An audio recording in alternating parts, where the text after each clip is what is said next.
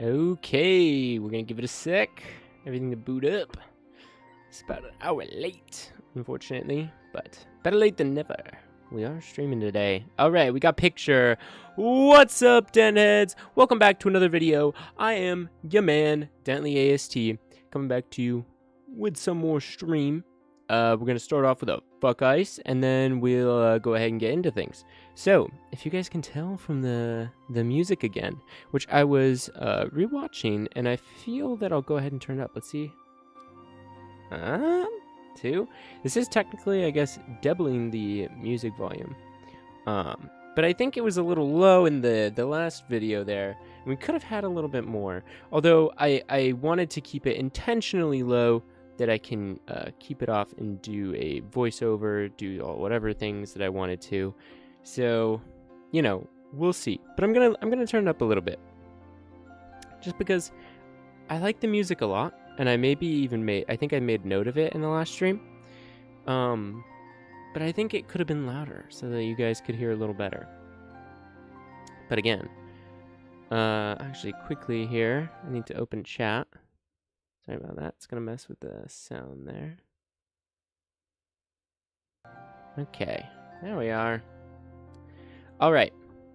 So, if you guys remember, we are 22,500 years into our planet Hebe's evolution. So, I hope you guys are excited. We'll hopefully get through a bit more today. See, you know, how far Hebe's ecosystem progresses. But I'm pretty excited to see what the heck happens here. So let's go ahead and get things booted up and check it out. And so after this moment, I'll probably be disappearing for most of the stream. If you guys remember from last time, I'm going to pull myself away and not be a little streamer guy in the corner, and it's just gonna be, as much as possible, just the life, just the animals, you know, capturing them documentary style, as much as possible. So, you know, here's hoping it looks pretty good. So I'm gonna go away now, and you guys enjoy the stream.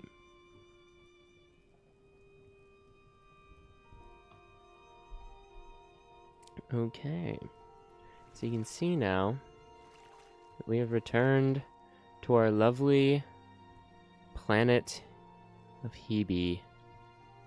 Beautiful shot here. Is this camera speed low?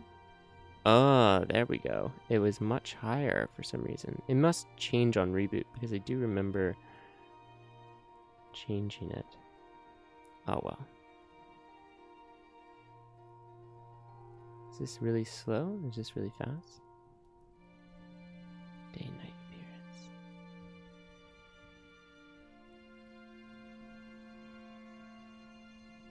Oh.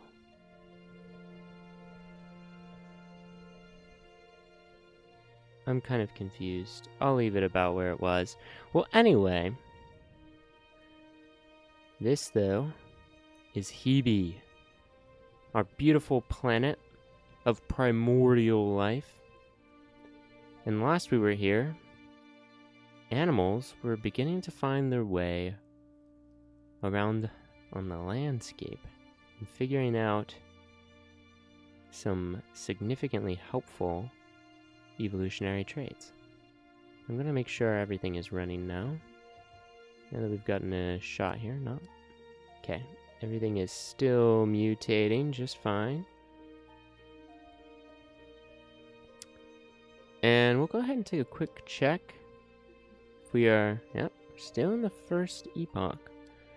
Which again leads me to believe there'll likely not be a second. And there's one more thing I wanted to check. Is it in options? I need to remember.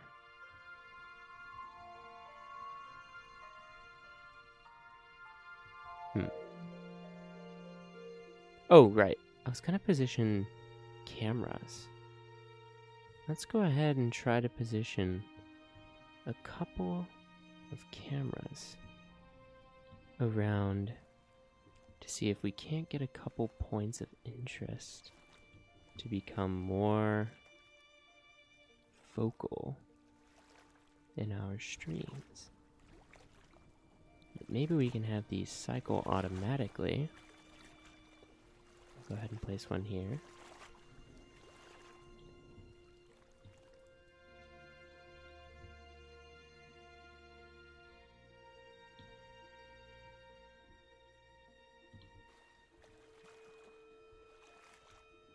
Place one here, maybe. Place one on our small island.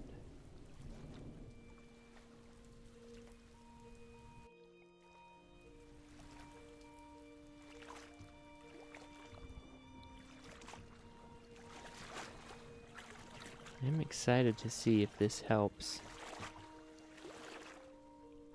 with a consistency of looking at our ecosystem. We'll have it looking back there too. And we'll go ahead and move the last camera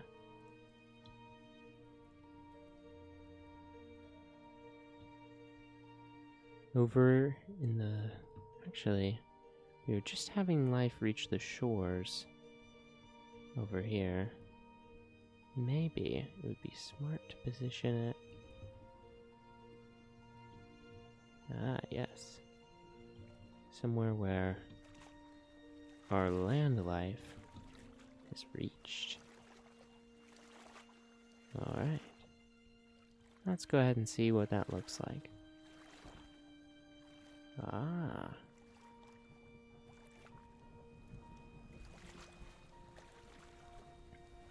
Whoa. Very fast.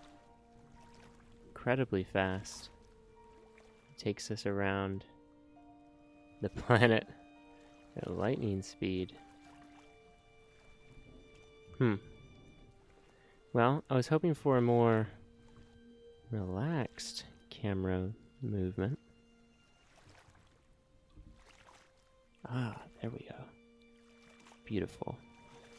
Let's take a much slower look now over the planet. Taking a quick flyby over the western continent. Perhaps it'd be more wise to position 2 cameras on the western continent and have a camera represent perhaps the central, smallest, and southern continents together.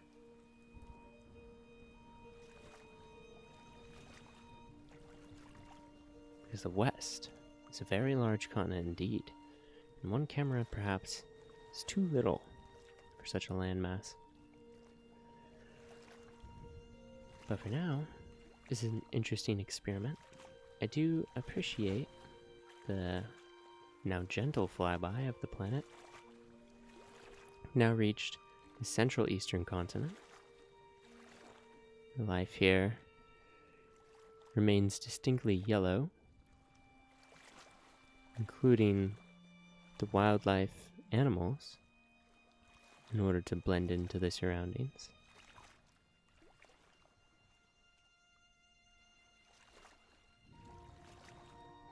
And then life on the northern continent. Just a brief glimpse. For taking a panel back to the central continent here.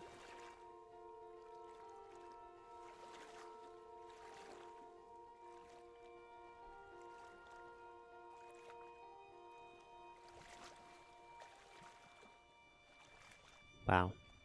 These cameras really do make the game actually that much more cinematic, having beautiful still, well, not still, but fixed somehow cameras with proper paths. You know, I'd imagine a square of some sort around the map. The continents of Hebe would be the most efficient.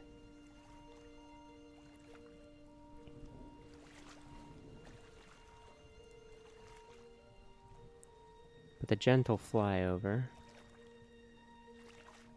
it's very tranquil actually.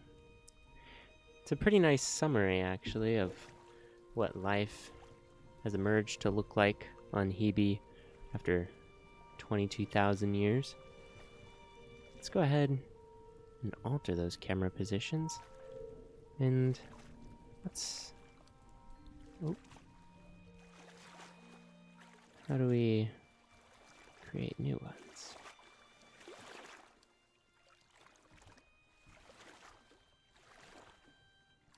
Ah. There we are. Let's attempt that again.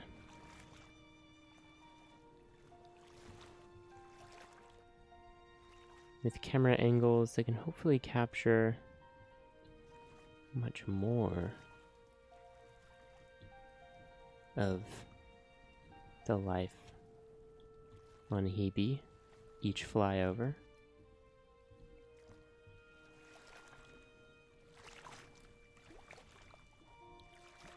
Let's go ahead and place one here.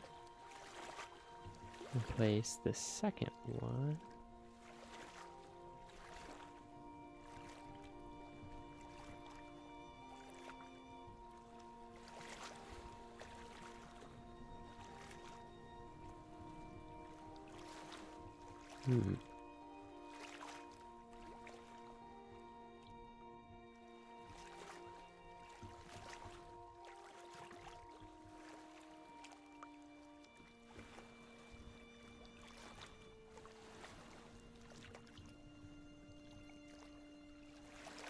Here. The third one.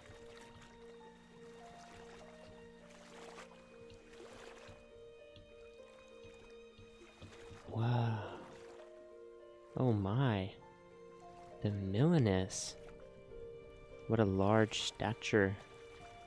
Some of the tree-like structures over here are having.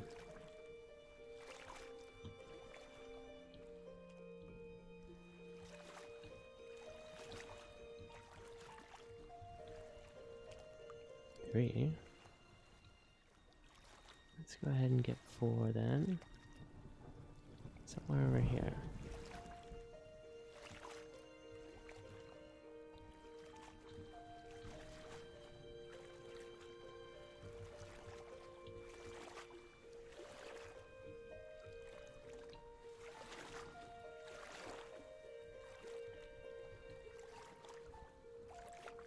Here. Let's go ahead and try that once more.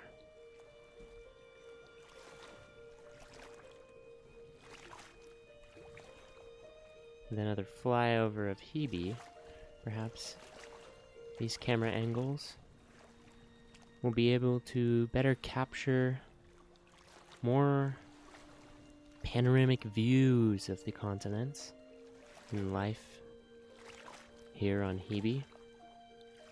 And hopefully, just hopefully, our camera positions will save and we can go ahead and witness these same views. Oh, it seems clipping is not above being done here.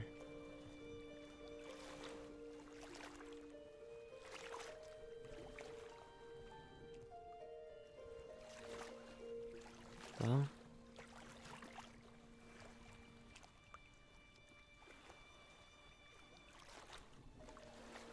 now we're going to see slightly odd backward view of the central eastern continent. Very low passover. Oh, right through the forests of the central eastern continent.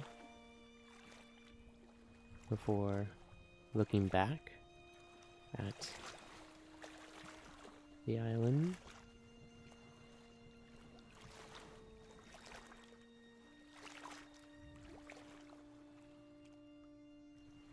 And again,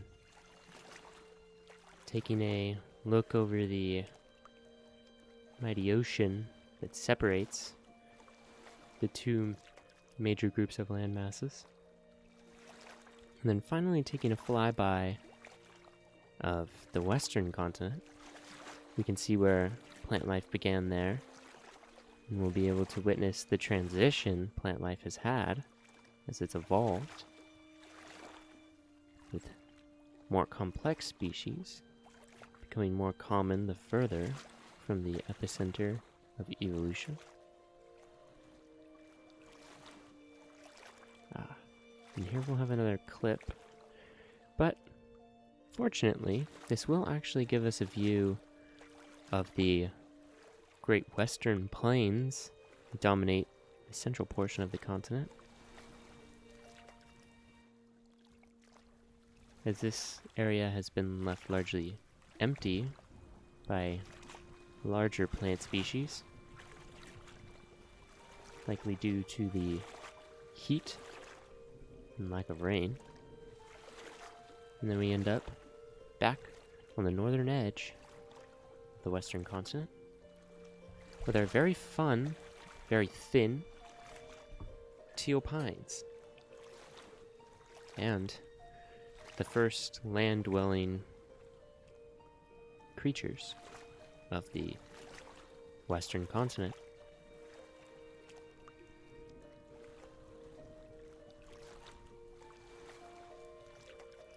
Now that we've enjoyed our little view, perhaps it'll be time to try it out with ×2 speed.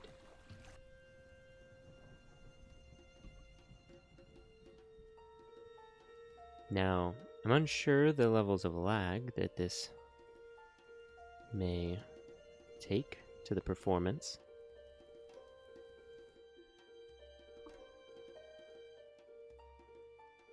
But watching life in transition as our camera is able to move over from place to place may give us a wider range to witness the influence of evolution at all times than our single panel may have ordinarily produced.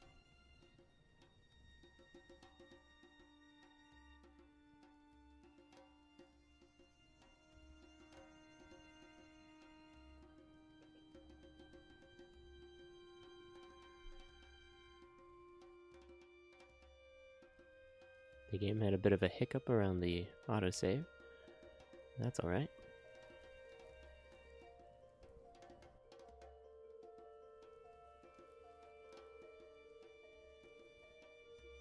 You can see a more brown species taking over this northern continent.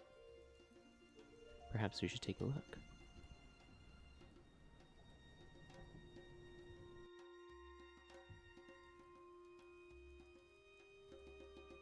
Oh, gonna go ahead and unfreeze time here.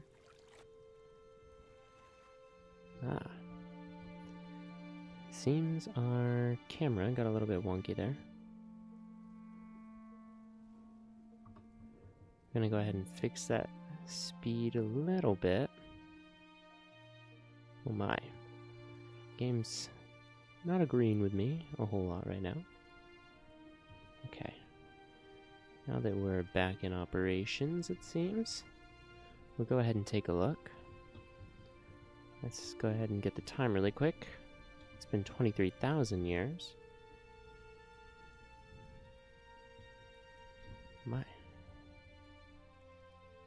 The game may just be taking a second to reload everything since the reboot. Perhaps the hard cut at 24,000 years will be good for the game's performance.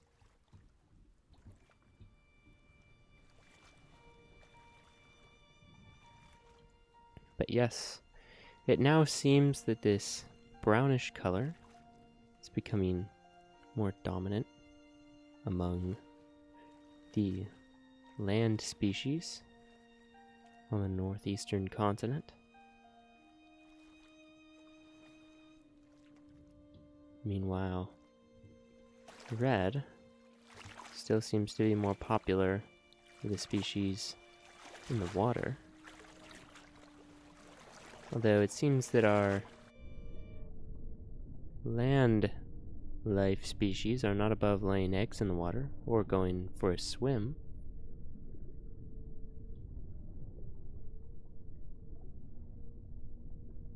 We have a fascinating group of crabs.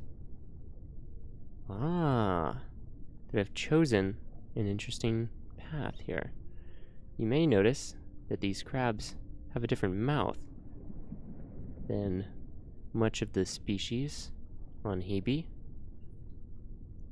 Most animals on Hebe have the invertebrate mouth of an invertebrate generalist. However, these animals here in the northern sea have opted for a mouth specialized in extracting energy from meat, which gives these animals a easier time as a predator rather than a prey or generalist.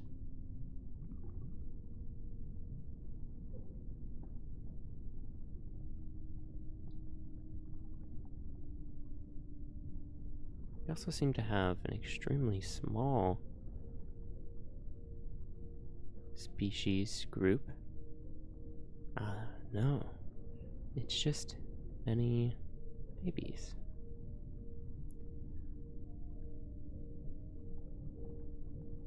Very small, making their way in the world.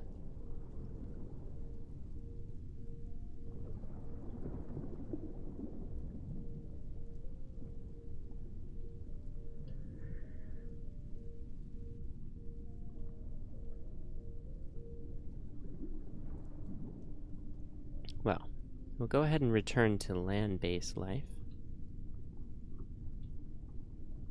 And go ahead and give a look at what else has been going on at the surface.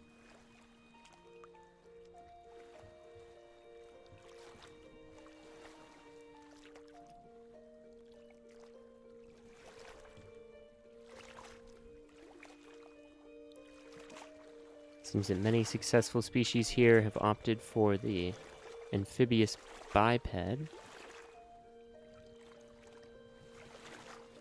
with horizontal movement with their legs, opting to move their legs back and forth rather than vertically.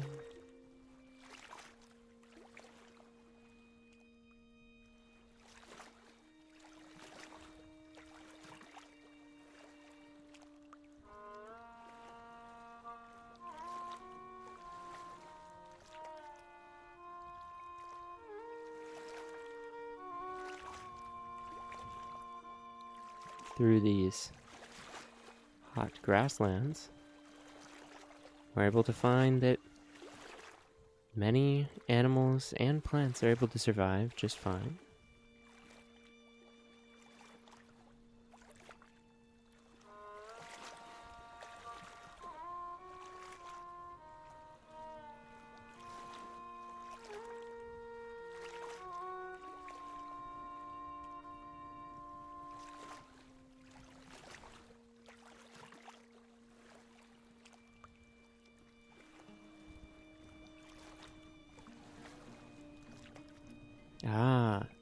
Now we're seeing here on the western portion of the northern continent another new adaptation becoming rampant.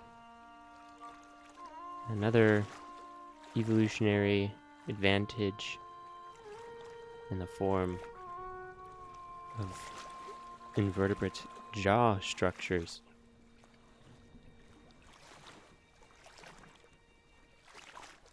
Now let's go ahead and investigate just what that entails for our friends here.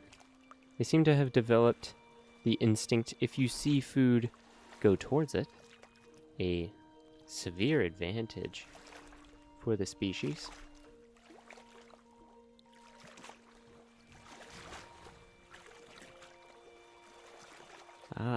But also, their diet with these new mouths is now also almost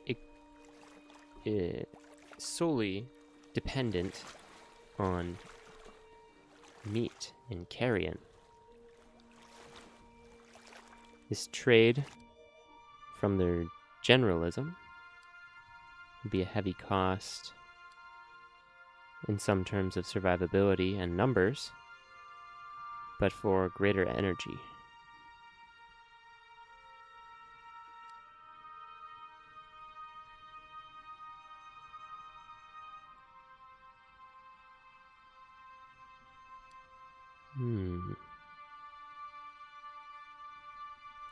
They are doing rather well, though. Having only emerged 200 years ago, there are 66 alive. Very large number. More than our cricket-like species.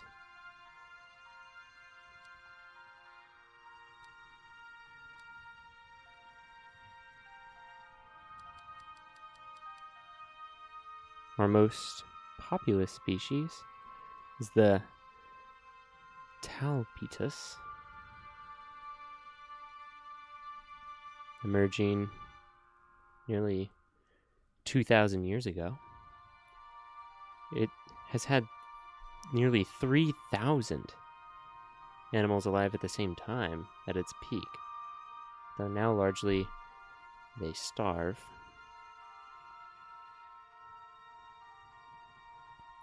They seem to be dominating the western continent. So let's go ahead and check them out. Talipus seems to be a largely aquatic-based species.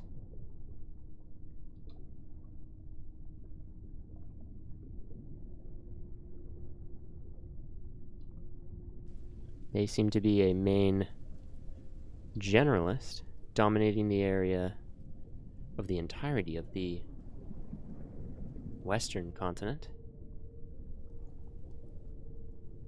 Talipus may have been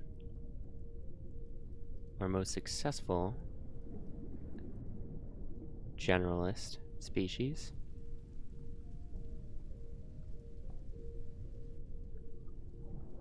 You can see that they hug the coastline largely, and that their competitors with a faster swimming speed seem to be more adapted for deeper waters.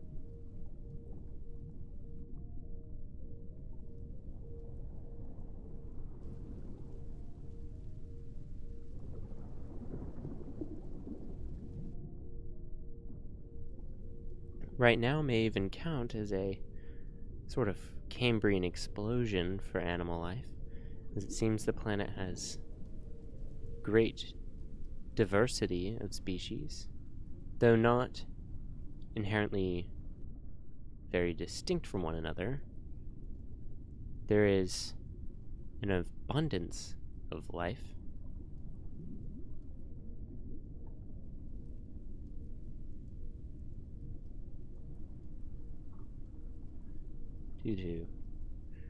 Due to widely available food sources of plants and other animals, as some are making note. I haven't made specific note of a predator in this region, although one may soon emerge.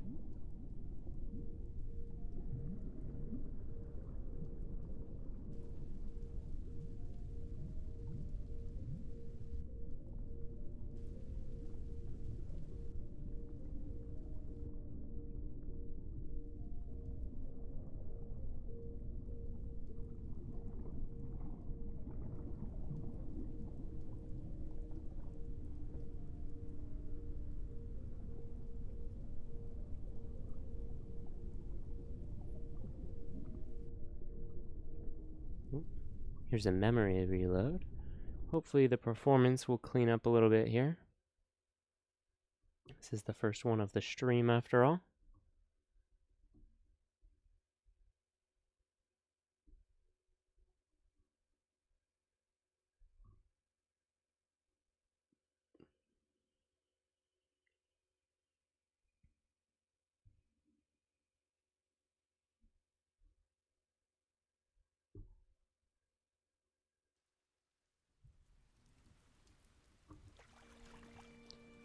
Now, I'm going to double check a couple things. We do still have the camera positions, although it's going to swing us by extraordinarily fast. They are still in place. Ah, and already my eye has been caught. Well, let's go ahead and begin a journey here. Quick journey with the camera movement being this fast.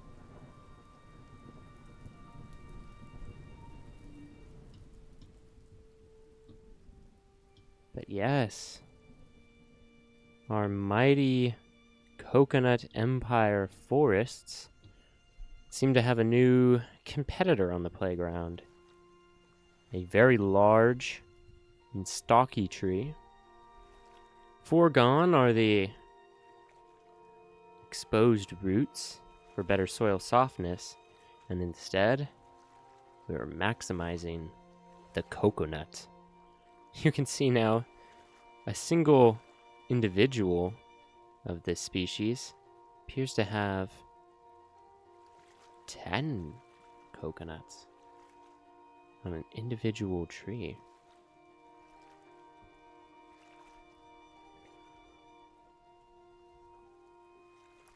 The development and prevalence of this species now along the coastline suggests that this strategy has been widely successful, at least for dominating the coast. The Greater Wumley.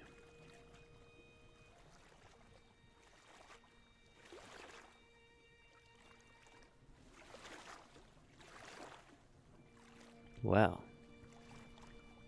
the Greater Wumley certainly has been doing a good job of taking over the coastline. Now, animal life here seems to be better suited inland, where these scavengers can make use the entire plant. The hard shell of the coconut makes it a very difficult delicacy to be enjoyed.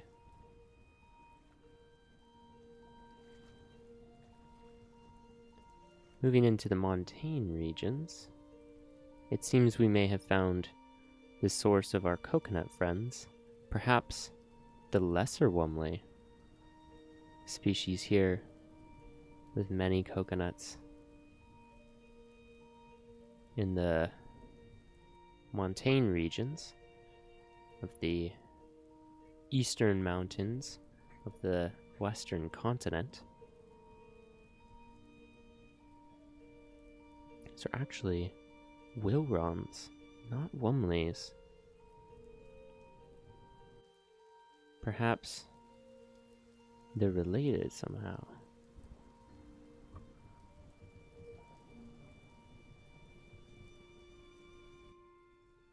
Quick look at their ancestry. The Wilrons actually don't have any charred species. They come directly from the oldest species on the continent, the Ugaria.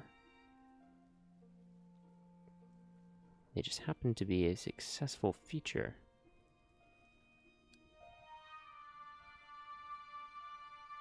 Actually, one of the more recent emergence.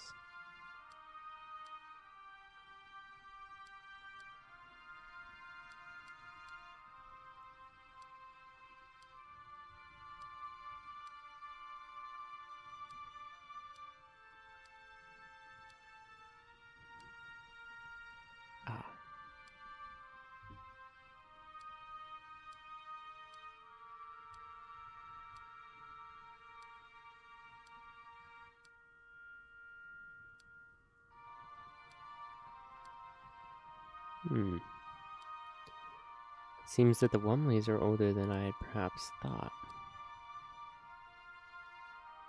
Oh, it's actually in reverse. I take it back. Oh, I didn't come across them. Well, perhaps it'll just remain a mystery for now.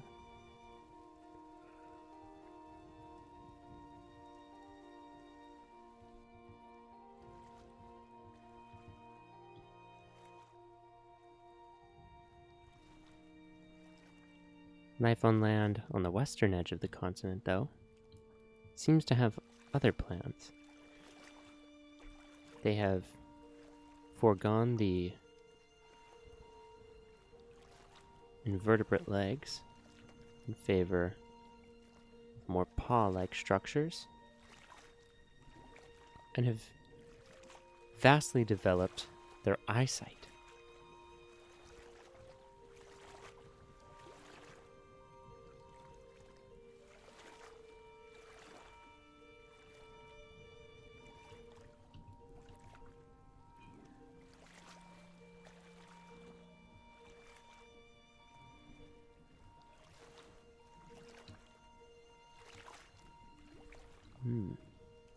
Seems many species here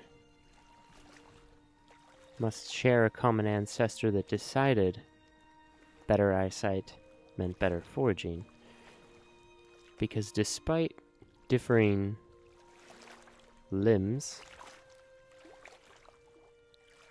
they still all have the same advancement in eyesight.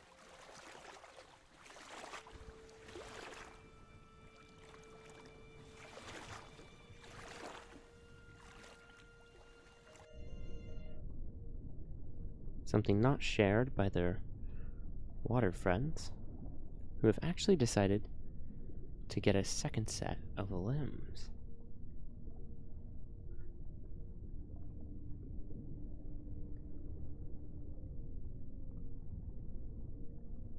This allows for increased weight carrying and more speed in the water.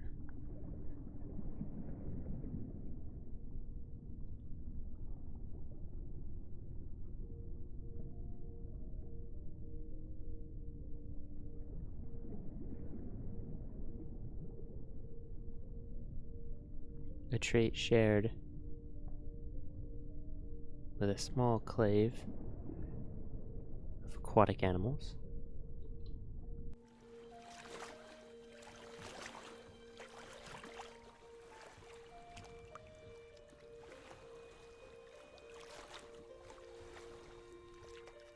Life on the very western edge, or very eastern edge, pardon me, has not been fruitful enough to share in this advancement of eyesight. Here, the photoreceptors remain simple.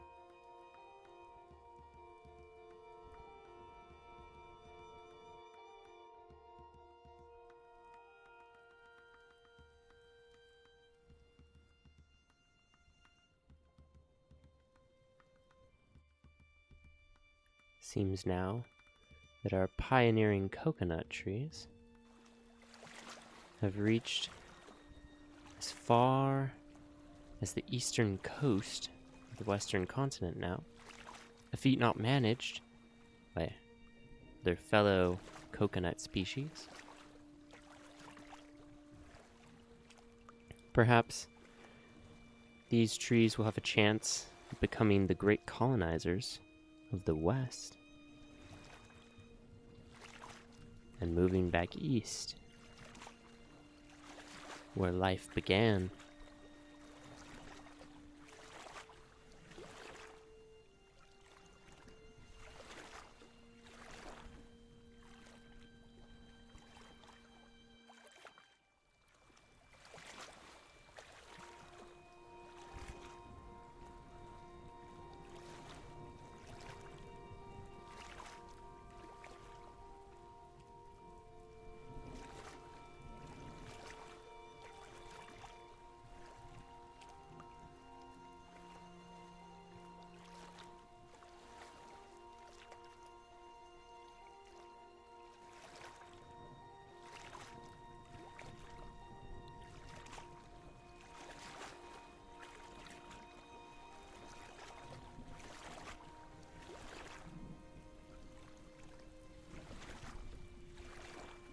Seems anywhere you find a coastline, these coconut species are beginning to spread their roots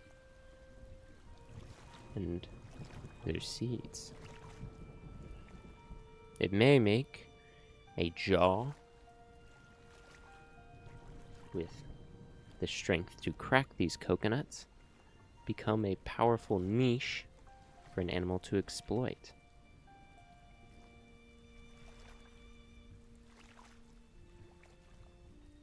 We also seem to have had the emergence of quadrupeds on the western continent, an animal choosing an additional limb to carry its weight.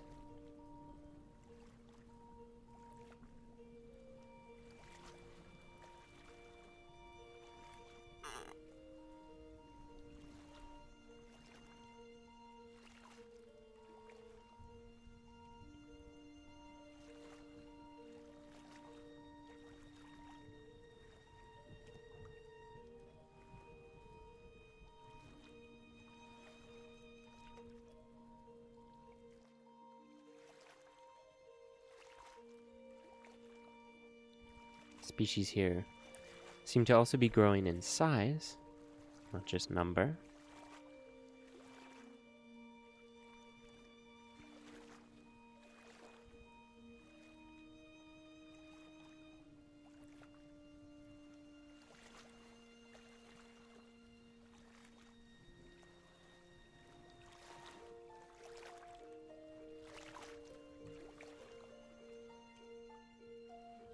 And the eyes here,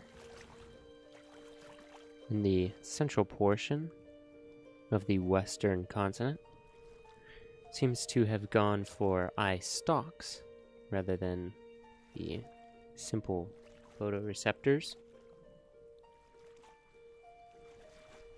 which may begin a line of animals distinctly different in terms of how they perceive the world.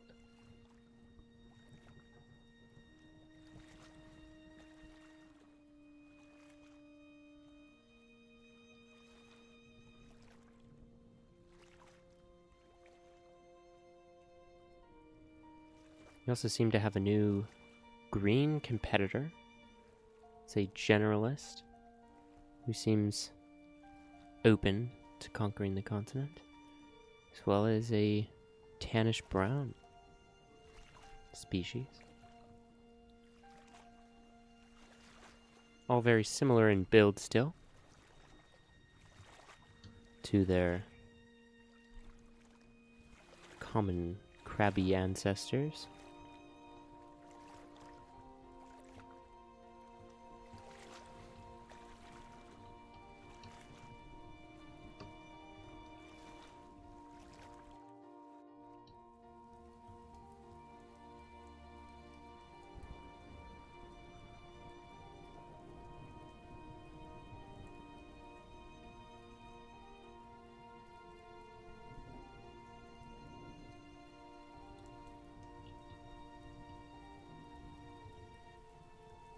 However, it seems that no animal yet has been able to tame the plains.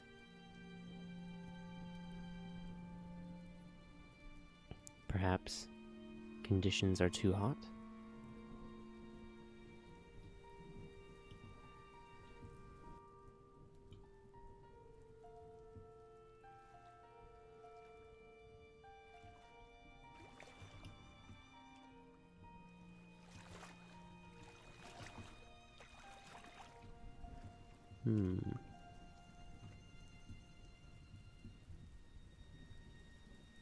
With no animal in the Great Plains, it'll be interesting to see if animals on the northern edge of the western continent will be able to capitalize on this niche first.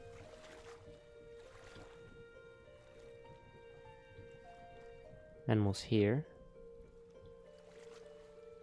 seem to be relatively basic, remaining largely similar to their aquatic counterparts.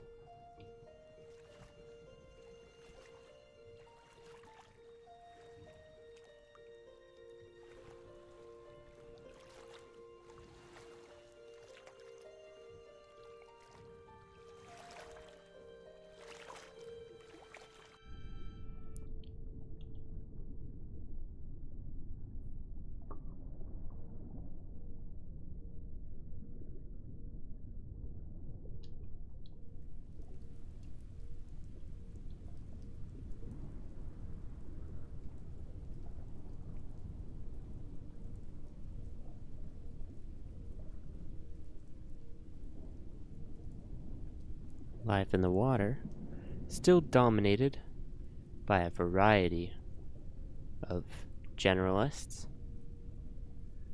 with none yet able to capitalize on any specific niche. It seems that here still there is an explosion of diversity.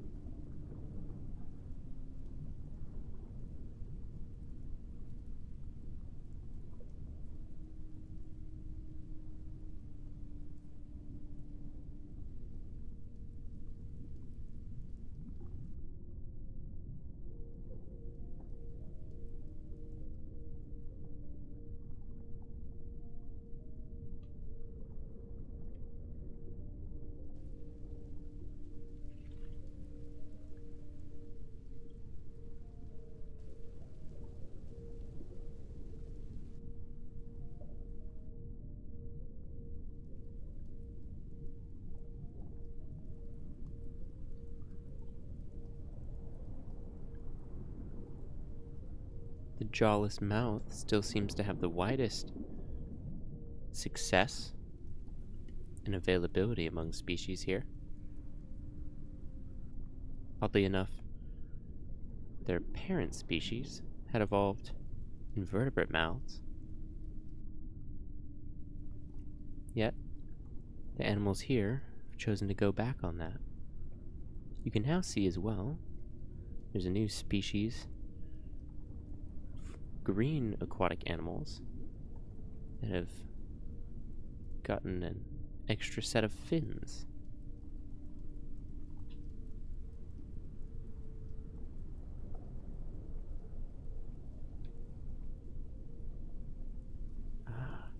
And there's even those that are trying to return to filter feeding as a primary form of food.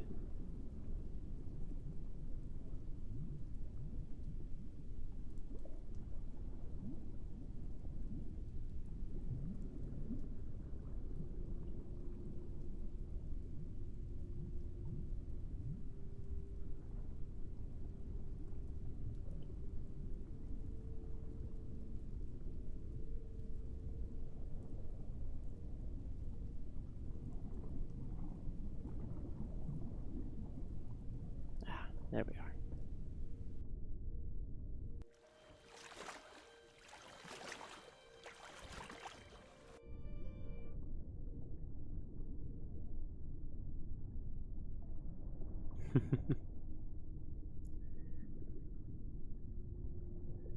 The game's getting some difficulty spikes.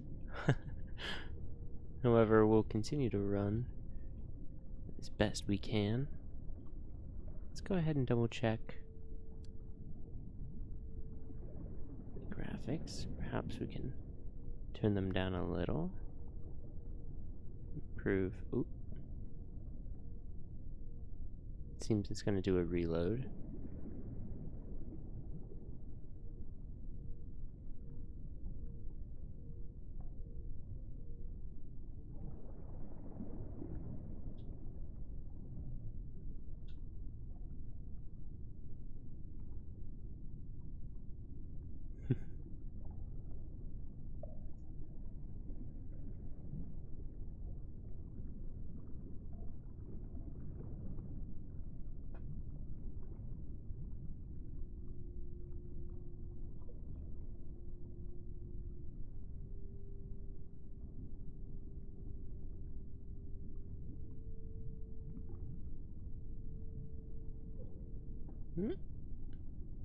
What am I looking at?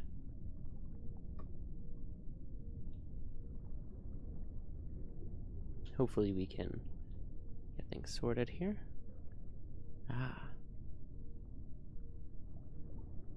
We have something fun here. If we could fight through some of the lag, it'll hopefully calm down.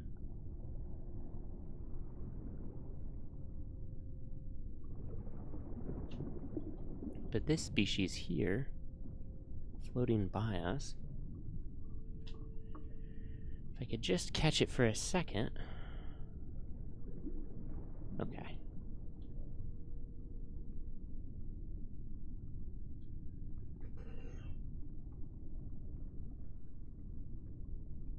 Give me 1 second.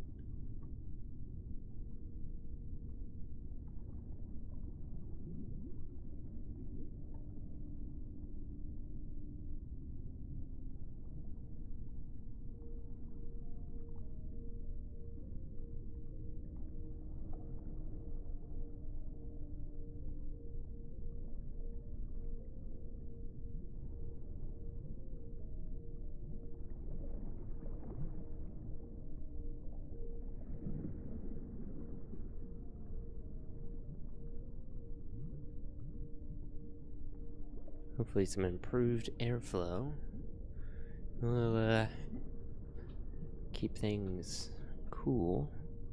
Go ahead and zoom out for a moment here too, and give the game a chance to catch up on textures.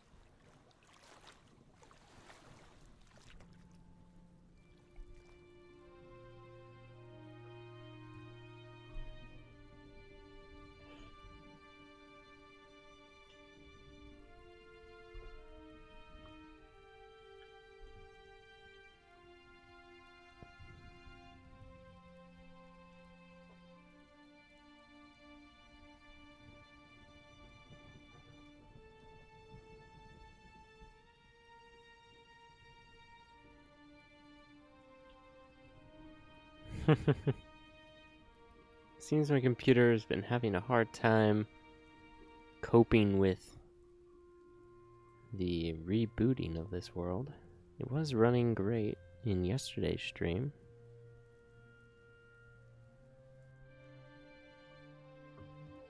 So perhaps a couple of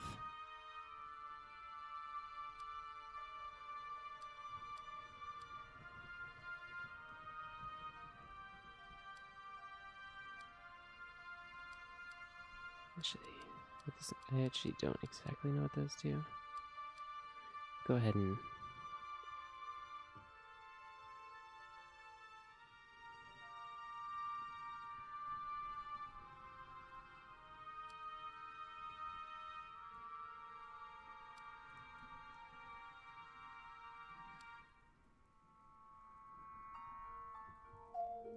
hopefully with these adjusted graphic settings, hopefully be able to get some better frames once again and be able to observe what's been going on in the Northwestern Bay.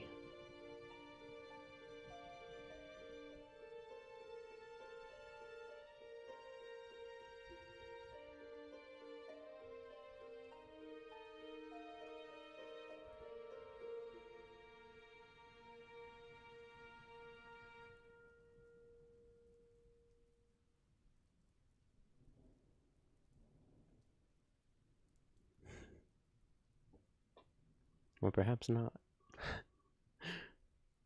Remains to be seen.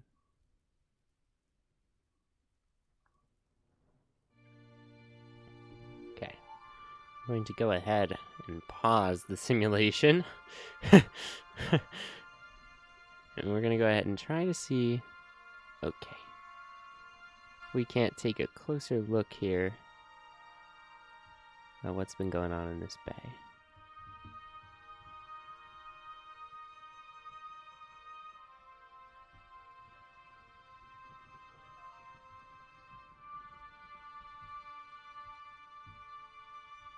Because that one species dying to take a look at is this one, which has opted for a sucker mouth. You can see the teeth it has. Means this animal specifically is hunting to leech the blood of other animals, which can only mean a wide success by other species for this one to gain access off of.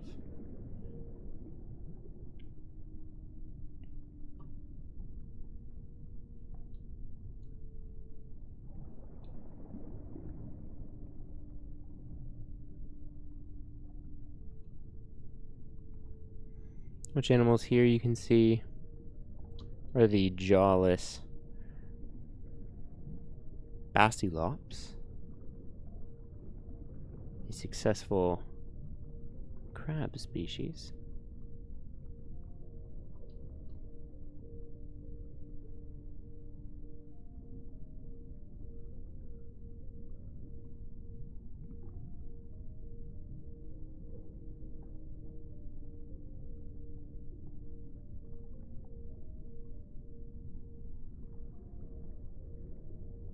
It's generalism, allowing for consumption of eggs of other species, carrion, small animals, and of course, algae.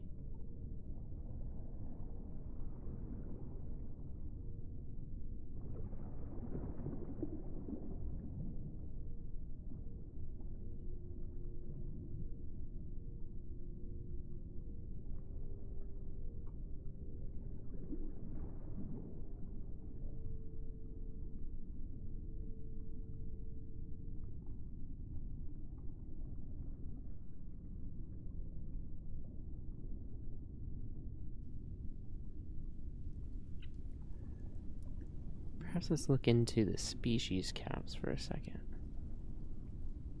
Organism caps. Give me 1 second.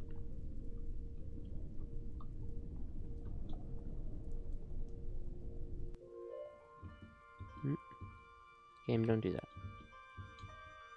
Okay, thank you. Give me 1 moment, please.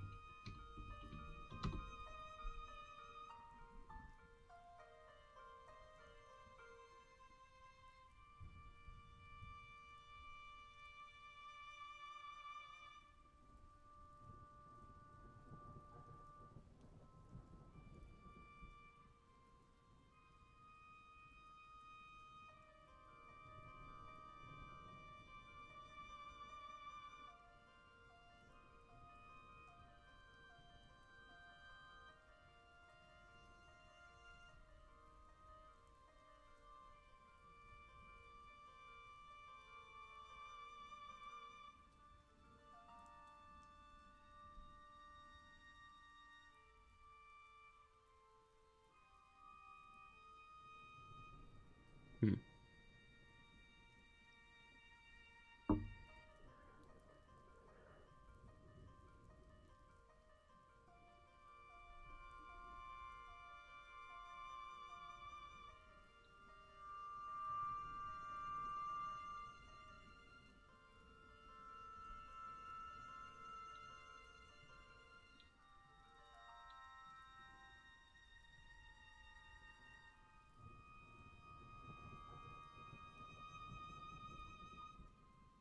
Hmm.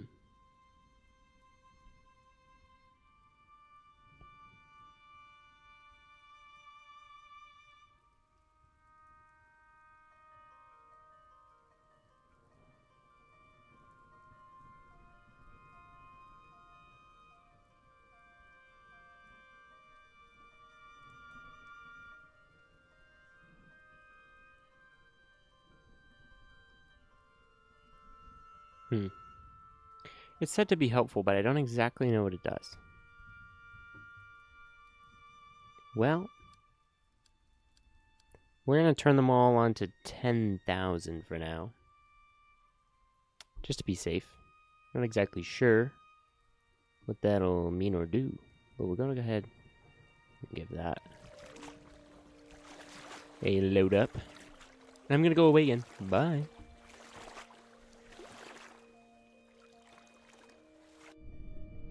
And hopefully the game will run a little bit smoother again. Not quite sure where the hit to performance is from today compared to yesterday. If it's just so many species are evolving across the map, or what? My. You can see something interesting seems to have happened with a species right in front of us.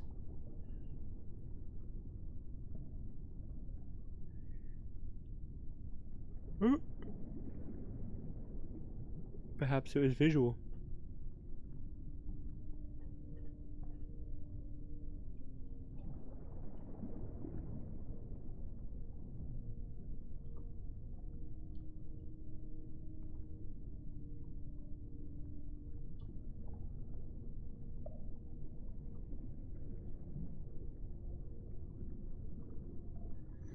Well,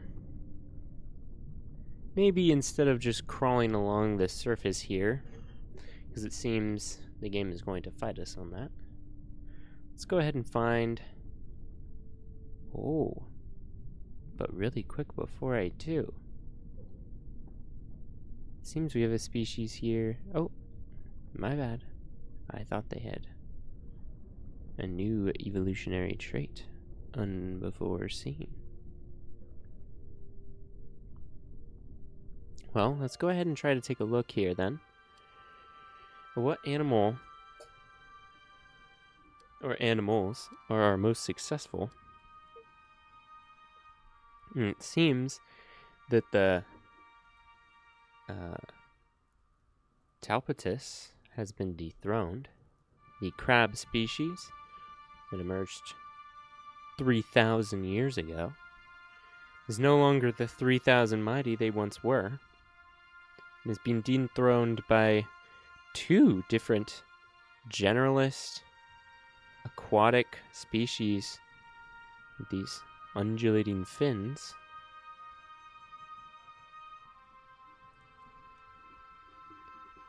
The Hircensis seems to have done very well for itself, having only emerged a few thousand years ago. Seems to be taking over the western oceans largely. Same area that the crabs once dominated.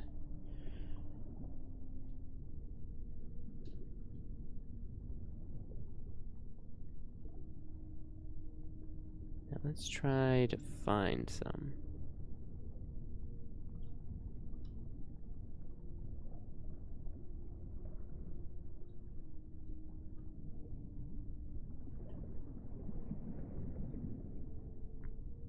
Ooh. Forgot to switch the UI off.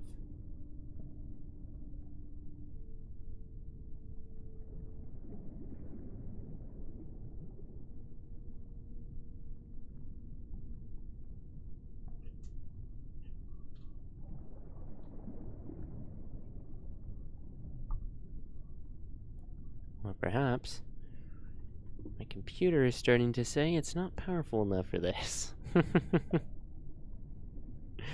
As life on Hebe might be too much for my computer. Oh! Or it just needed a second to show truly how much life there was here.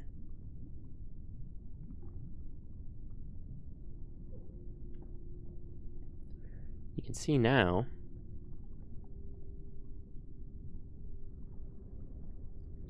there's some very successful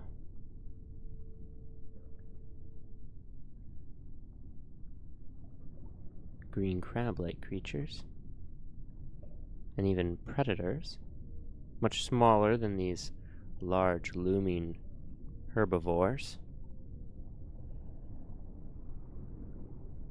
Slow moving they may be, they seem to be able to graze the algae and dead meat very well.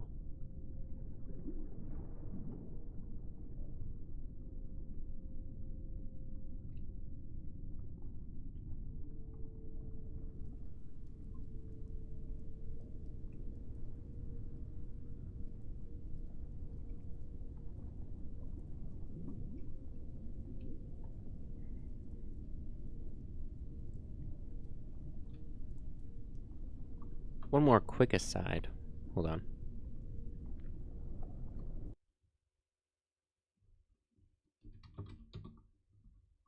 Out of sheer curiosity. Oh my.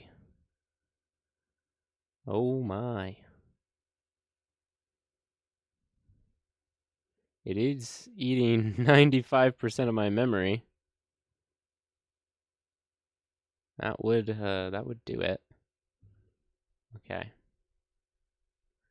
Fortunately, everything else that I have open is for streaming, so there's no optimizing that. Okay, back to the stream. It's for my own curiosity.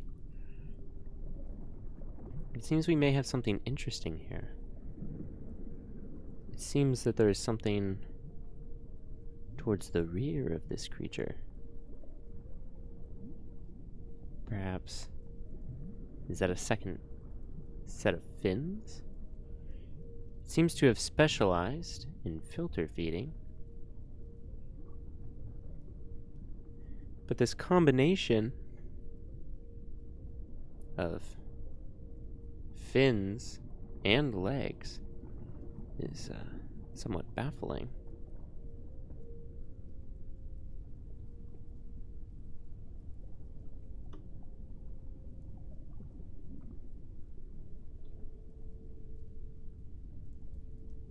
Ah, but they're not legs.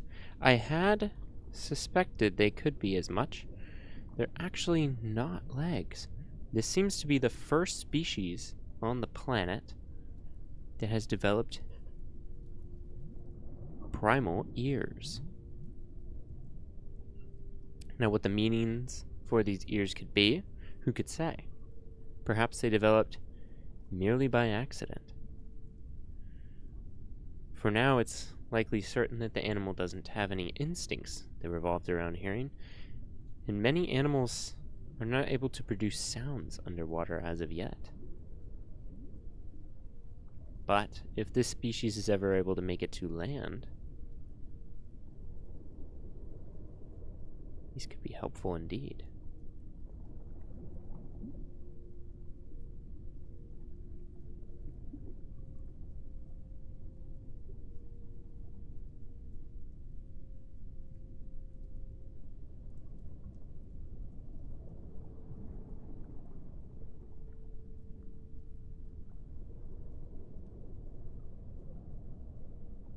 Now, let us move on from these western shores and move back to the eastern world and see how life has been developing there for the past few thousand years.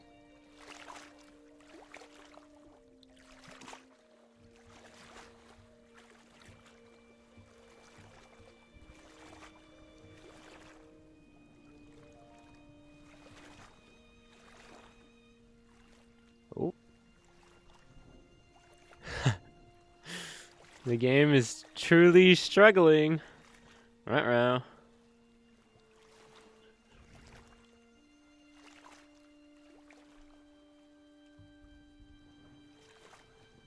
Ooh. Not even able to switch camera right now.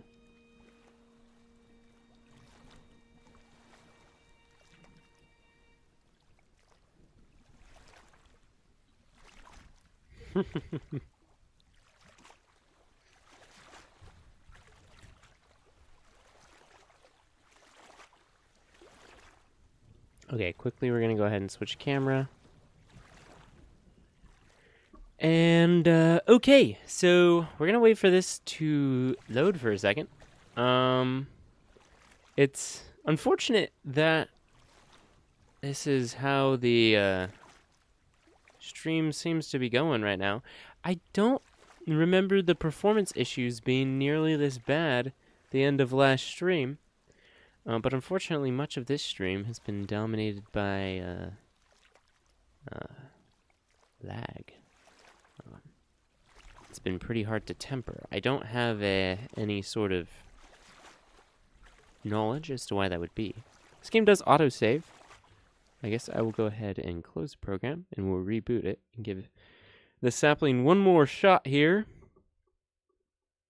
But, hopefully, let's go ahead and, if we put it maybe on fastest for a second at least, too. The graphics may be very simplistic, but perhaps we'll be able to move around. Alright, let's go ahead, take a look at our last autosave. It was unfortunately nearly 200 years ago, because it autosaves every 2,500 years.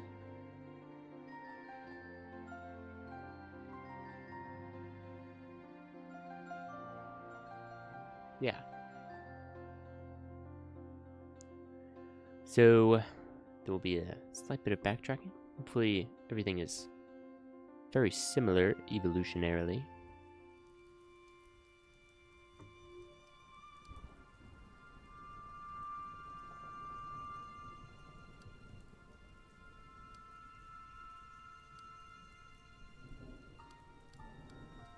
Okay. Hopefully, this will all be good. Going back to our camera view here. We have very much simplified our textures in the hopes for better frame rate. We do see in this small island, there seems to be some major developments in eyesight. And they have gone and decided to evolve patterning.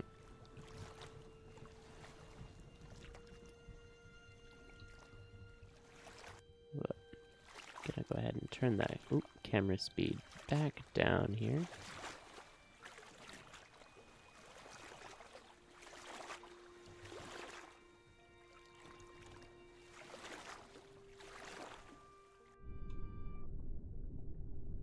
This evolution on the frogs. Seems to be more widespread than we thought, as there are fully aquatic forms of this species.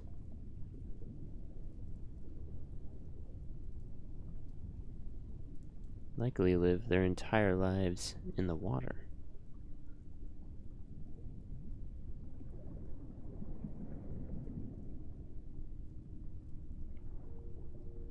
We're also seeing different types of patterning. Perhaps some sort of sexual selection has enabled such evolution.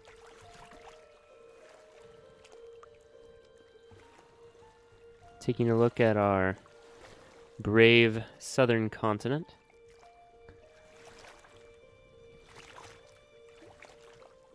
Plants here seem to be remaining simplistic and unable to support terrestrial life of their own.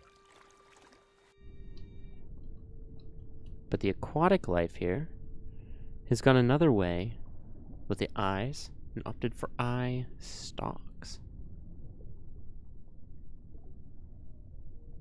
Greater field of vision.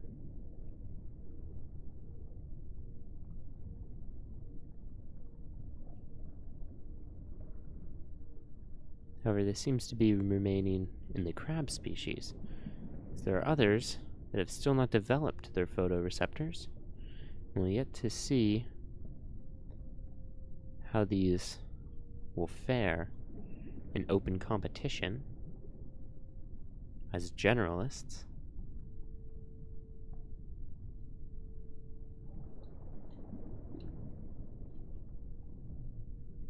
Much of the species around the eastern continents seem to be very simple.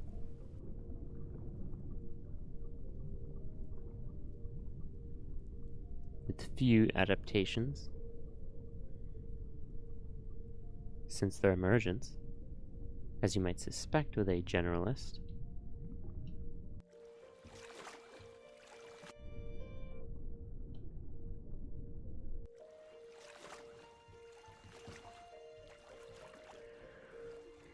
On the central eastern continent, where our first true trees emerged, the Wumri, these mighty forests still seem to be dominated by grasshoppers. Ah, and we can finally get that true movement from the grasshoppers. Something I had been dying to see. Ah, and you can also see the Furcytops is also opted for some sort of differentiation, as these are Furcytops A. Perhaps sexual selection or larvae. Let's go ahead and investigate further.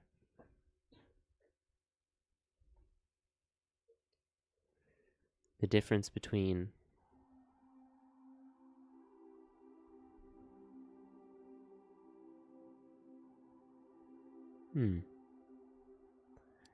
they don't seem to have any difference. Be interested to see what the development of that means.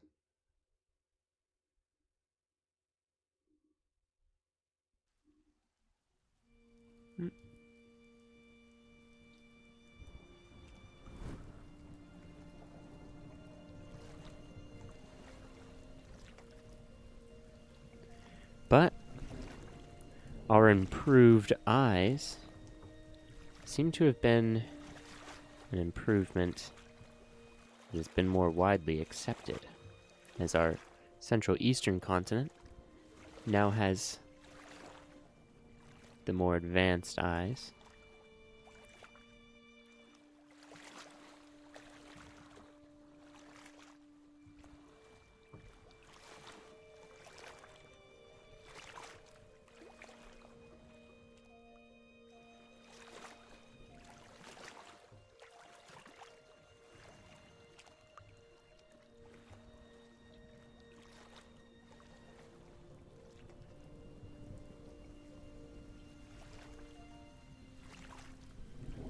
Although the northern part of the central eastern continent seems to be devoid of life, oddly enough.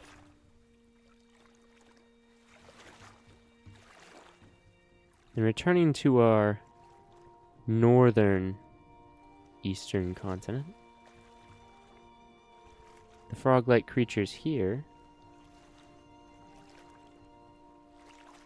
seem to still have very primitive photoreceptors.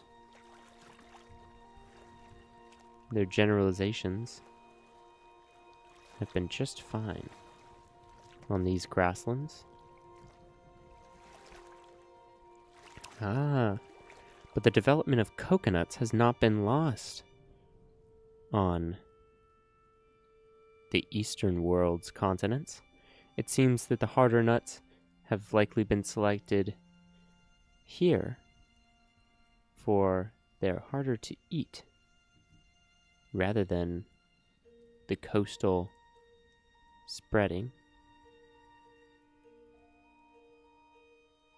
A choice made out of the necessity of predation rather than for exploration.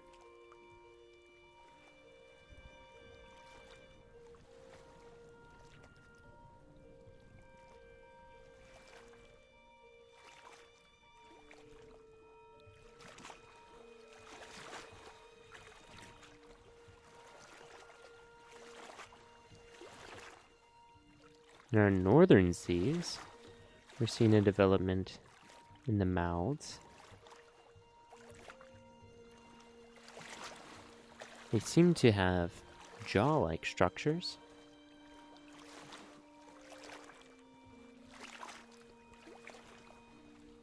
To help them better extract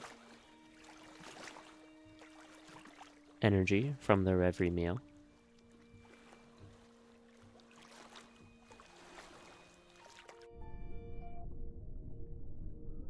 Among these giant creatures, there are also the smaller, simple crabs, or invertebrate type creatures. Seem to be going for a more mass-produced approach.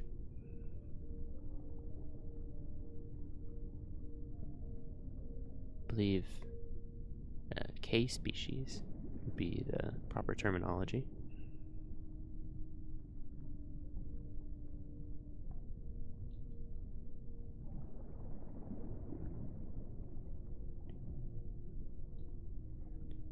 You can see that these creatures here all have largely adapted for limbs that walk rather than swim, giving them the ability to host at least a semi-aquatic lifestyle.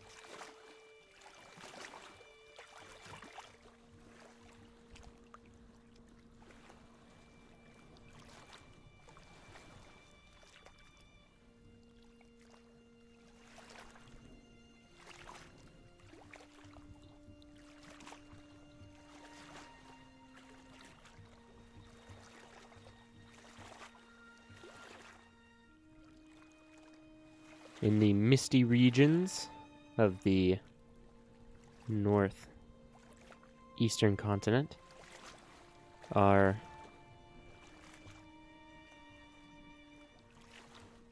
creatures with the massive, powerful mandibles have been spreading rapidly in search of more food.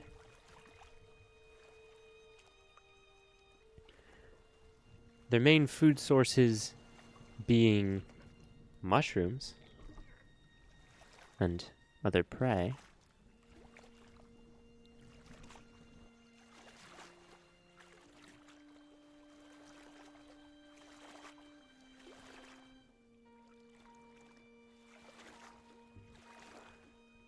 It's actually almost entirely eating mushrooms.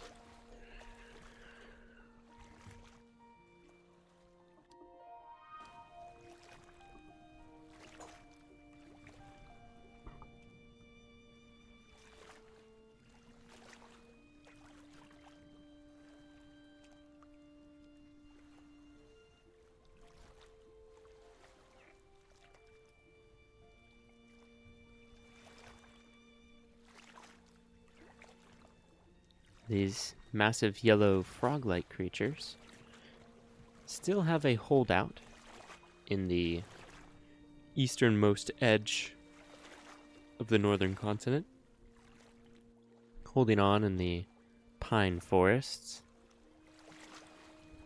Here, there is an almost lack of mushrooms, which must be staving away the predators that have come to dominate the continent. Although this massive cutback on herbivores, this also seems to lead to a rather boom of plants in the region. With some plants having an entirely new form of spreading their leaves, unbefore seen. These seeds spread by hooking onto the furs of animals. Up till now, all seeds have been spread by dropping from the stem or branch onto the ground, and they're only carried as far as the wind can take them. But now, with these new barbed seeds, these plants may also be able to traverse water on the backs of animals.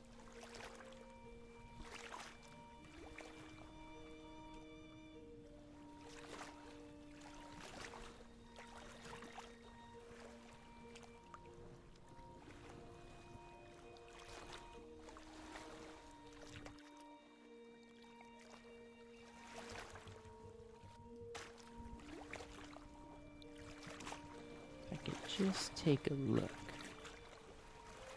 Walgia. Walgaia.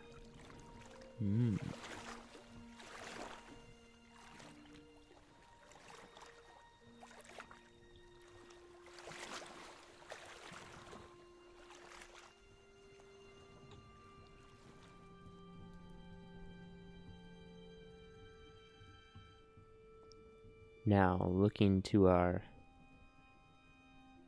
north, it seems that perhaps our species that had once dominated here have been overrun with these new hooked pine structures.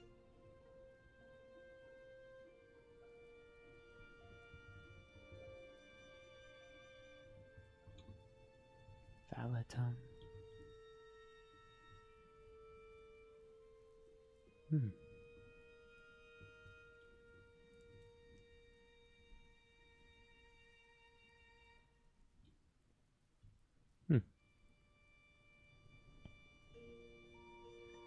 Valatum, it seems, has finally conquered the peaks from the north.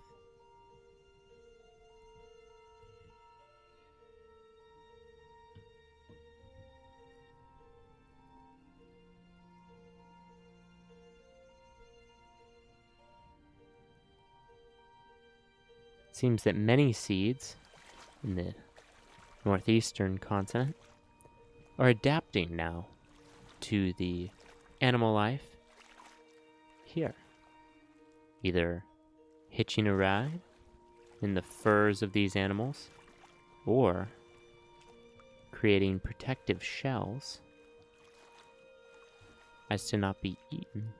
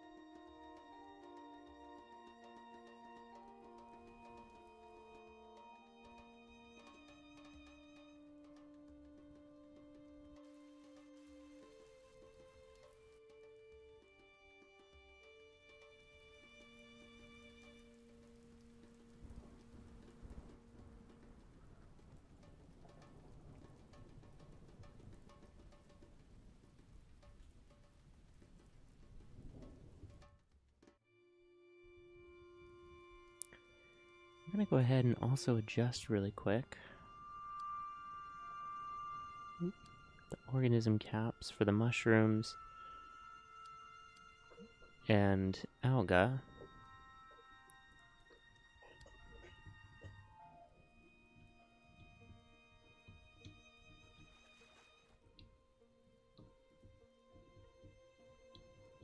I'm going to go ahead and try to get it to the first hard load here. And take a look once more at the most populous species on Hebe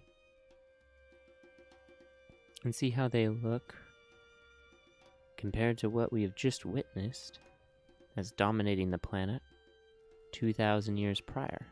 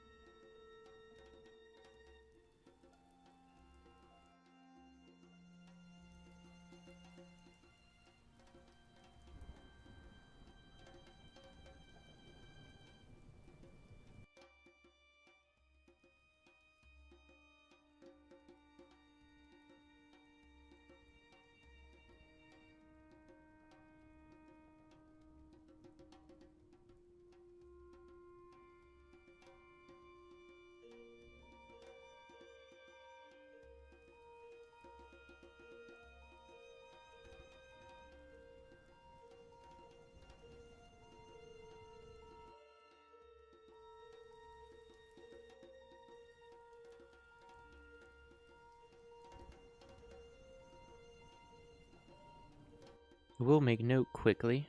You can see now that the eggs are being laid by these creatures no longer have the permeable membrane and are so soft, but are now, in fact, hard-shelled, allowing them to be birthed in a wider range of climates and be more protected from predators.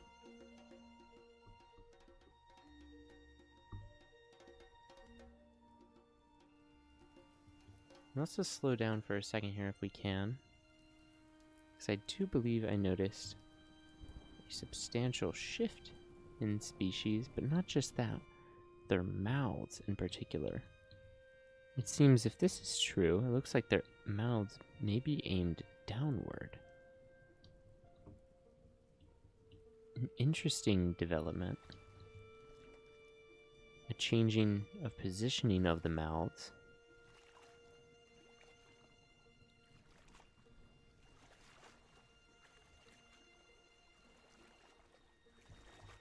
Perhaps. Yes. No.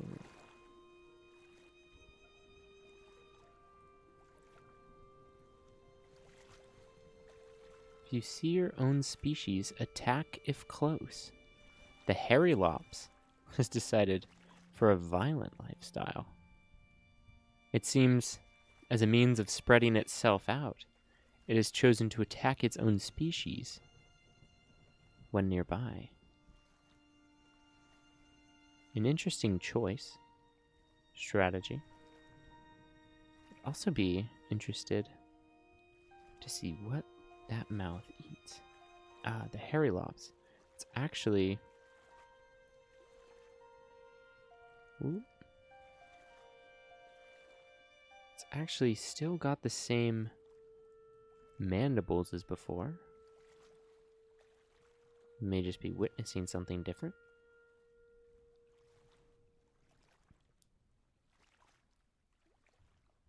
Oh no.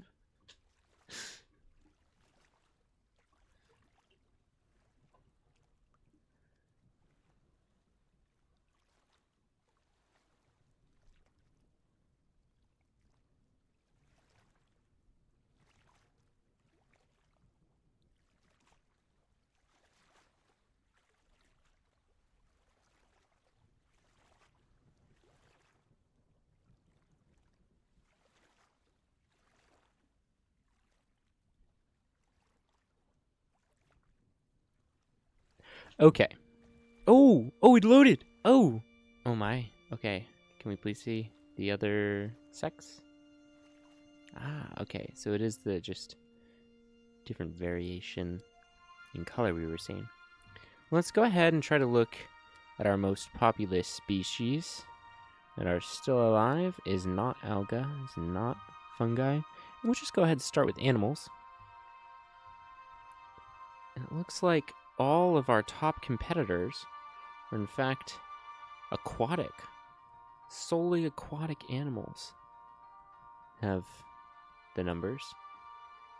The here census has got undulating flaps. Same with the envium. There are some large fins on the Bentobatar. And the Barbatus seems to be going for the most basic of designs, with a jawless mouth, basic photoreceptors, and very simple fins. But seems to be a effective strategy. Well, others you can see have diversified. The Vortrix has our sophisticated eyes and powerful limbs for standing. The Virbius is the most successful biped on the planet, specializing more in consuming meat with its teeth. The Totvium has the advanced eye stalks. And the Henlelops has actually opted to remove its photoreceptors entirely. Interesting strategy. And it's actually gone for massively increasing its mouth for predation. It has an almost shark-like mouthpiece.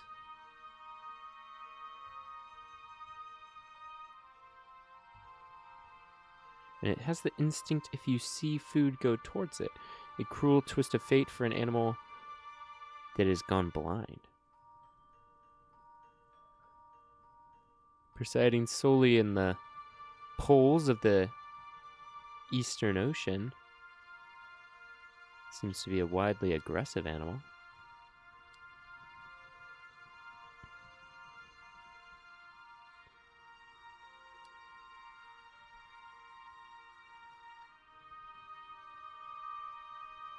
Also, the Tortugas, the first animal to develop some sort of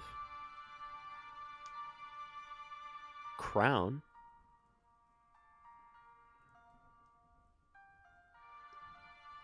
living primarily in the eastern waters between the southern and central eastern continents.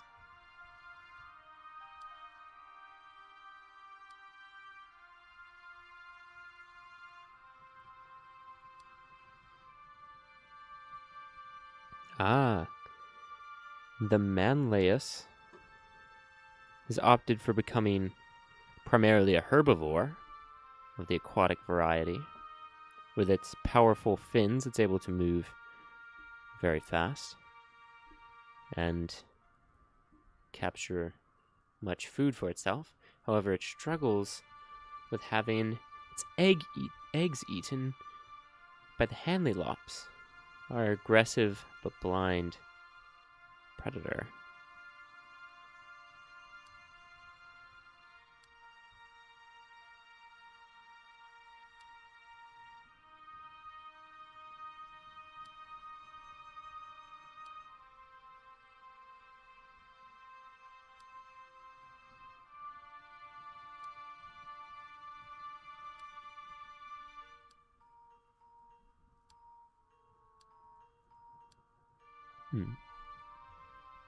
Let's go ahead and look at some of our most successful species.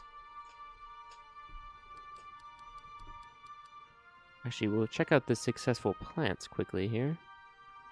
The Ugaria that emerged almost 22,000 years ago now. Still one of the most successful plants in the world. Same with the Waka, emerging even longer ago. In fact, many of our ancient species actually seem to be the most plentiful.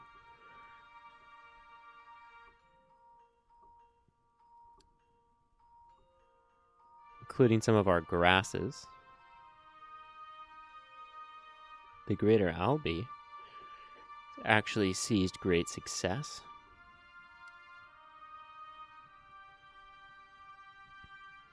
Lannis, tree-like structure, likely presiding on the central eastern plains. The Wilron are widely successful cocoa fruit. The Waugagi are new mountain pioneers.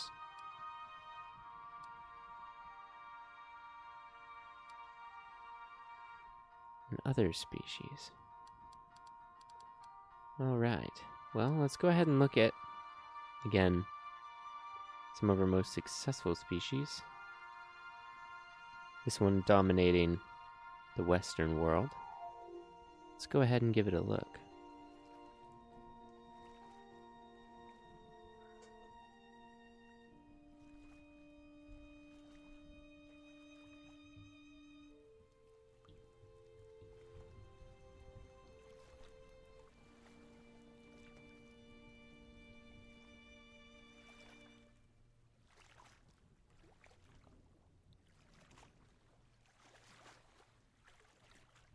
Oh shoot, the game is lagging bad.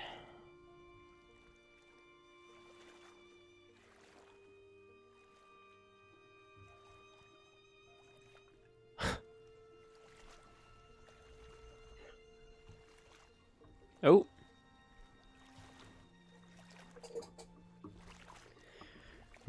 The game does not like me moving very much, very fast. Very unfortunate.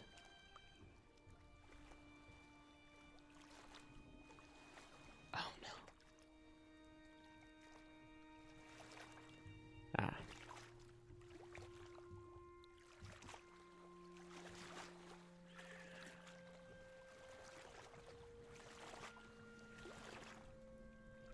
Perhaps it's simply the camera speed as well. Give more time for the animals to load. There is a hard load coming up. 2,500 years. That perhaps we should reach just to be safe.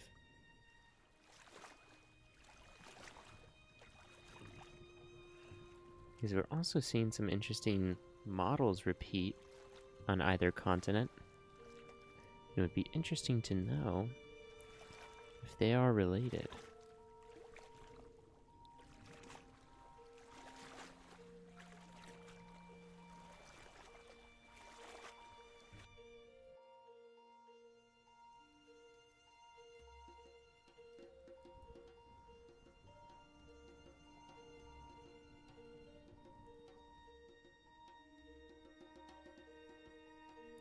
Oh my. The Cambrian explosion of my PC. I can see the title already. Yeah. Unfortunately, I don't know the cure to this performance issue. I don't know if there is one. Because the game is just taking all of my PC's memory that is possibly available. So perhaps the next hard load here will have to be the end of the Hebe stream, at least for today.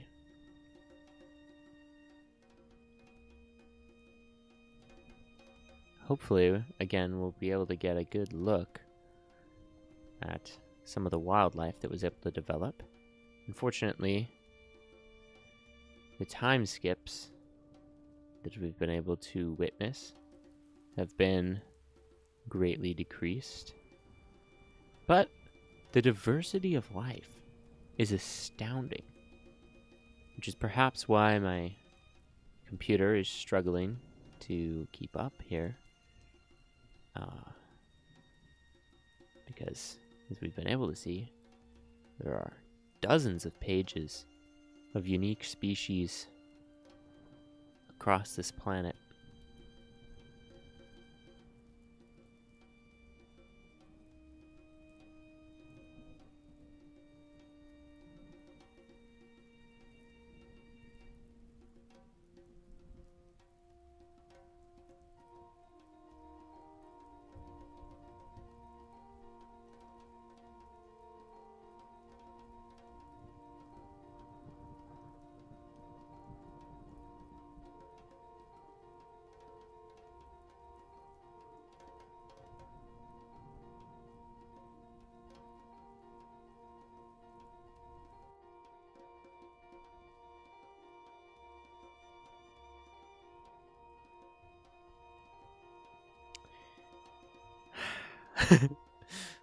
It's quite a hit to the frames. I cannot lie. We've had quite a hit here to our frames.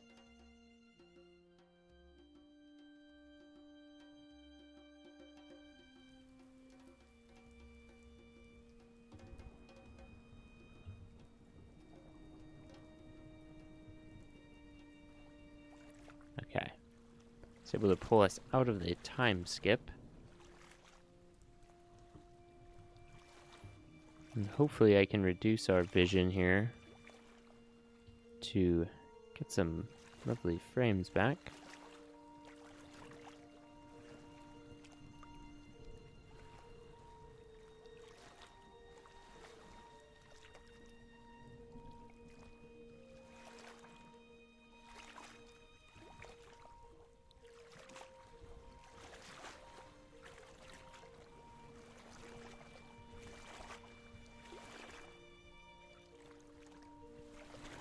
Game, please.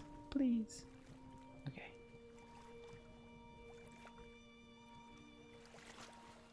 Please. Let me turn it this way. Camera this way.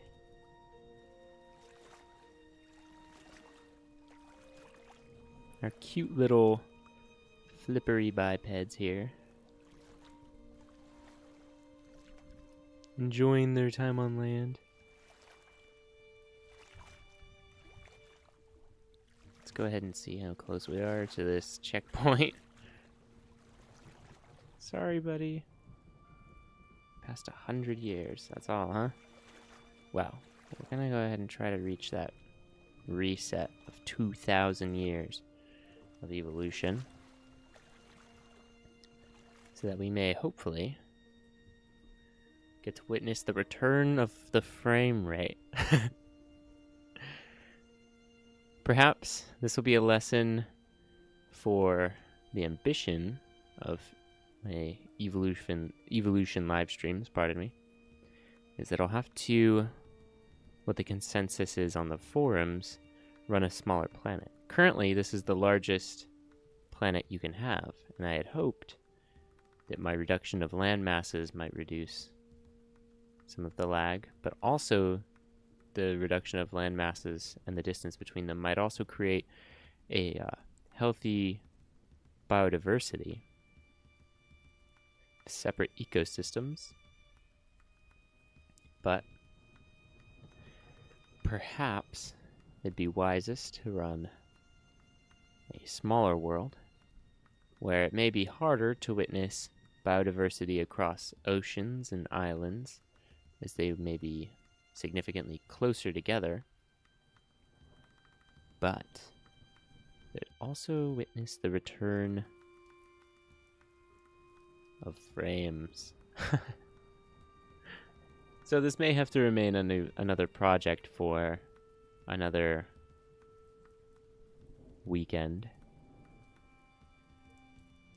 And Hebe may have to lie here, as unfortunately it does not run very well anymore. It may have also been the reloading of the game, or perhaps the success of Animal Life. I'm not sure which would have caused the greater harm to the frame rate. But perhaps we'll go ahead and try both. Try a longer live stream perhaps next weekend in a smaller map. And try to run the simulation as long as we can.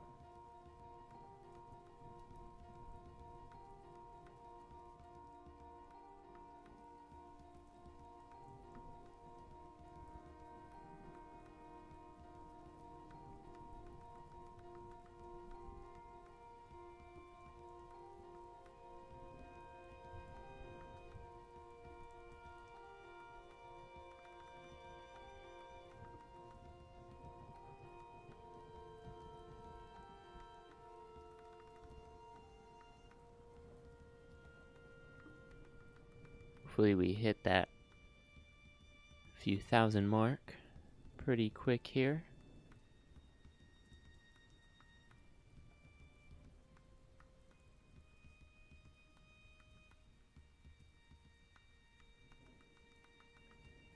It's incredible. I was able to stream from the peaks of the mountains yesterday, looking out over the world on a high graphic setting. And today, I can barely get the game to load. It's somewhat sad, bittersweet of an end to a run. But again, perhaps a single longer stream on a smaller world with some more conditions set just right for a long-term stream and world like this may perhaps yield better results.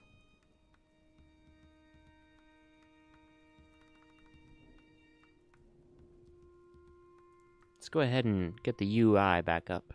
This will not serve as very good footage, so it doesn't really matter if the UI is up, so long as we can tell what time it is.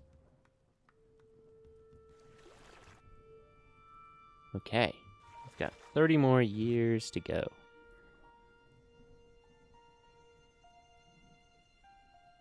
Come on, little guy. Just 30 years. 30 more years. You can push through it.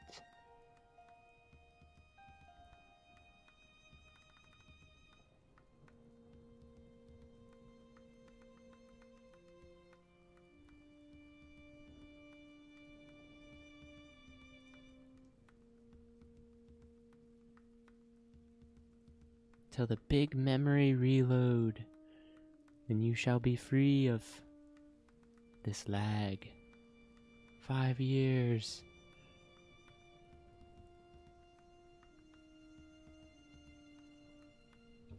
Perhaps we can put it to normal speed, and we'll be able to get there in time.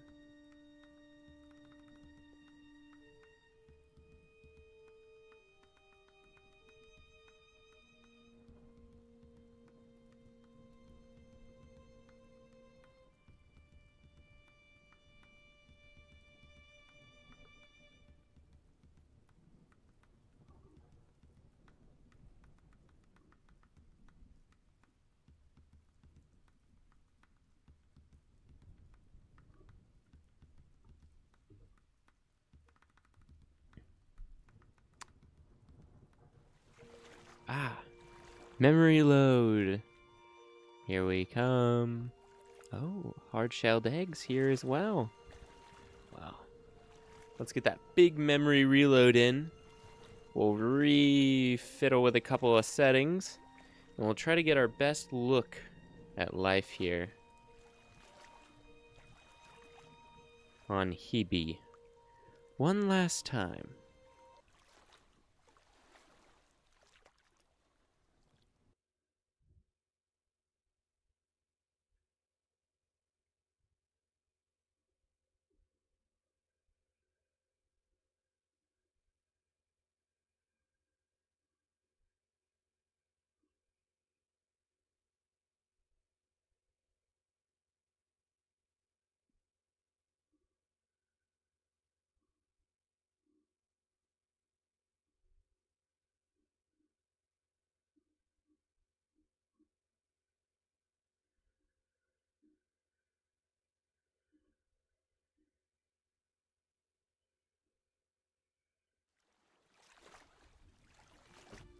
Let's go ahead and pause things here. Ooh. Seems it's still loading. Says 0 millennia. Here we are. 26,000 years later. Let's go ahead and check. Yeah, we're still in the same epoch. We haven't had a mass die-off, but we have had an explosion of life, as you can see. Because we've now had up to 81 aquatic species at one time. 49 land species, and 134 plant species. It's all very impressive.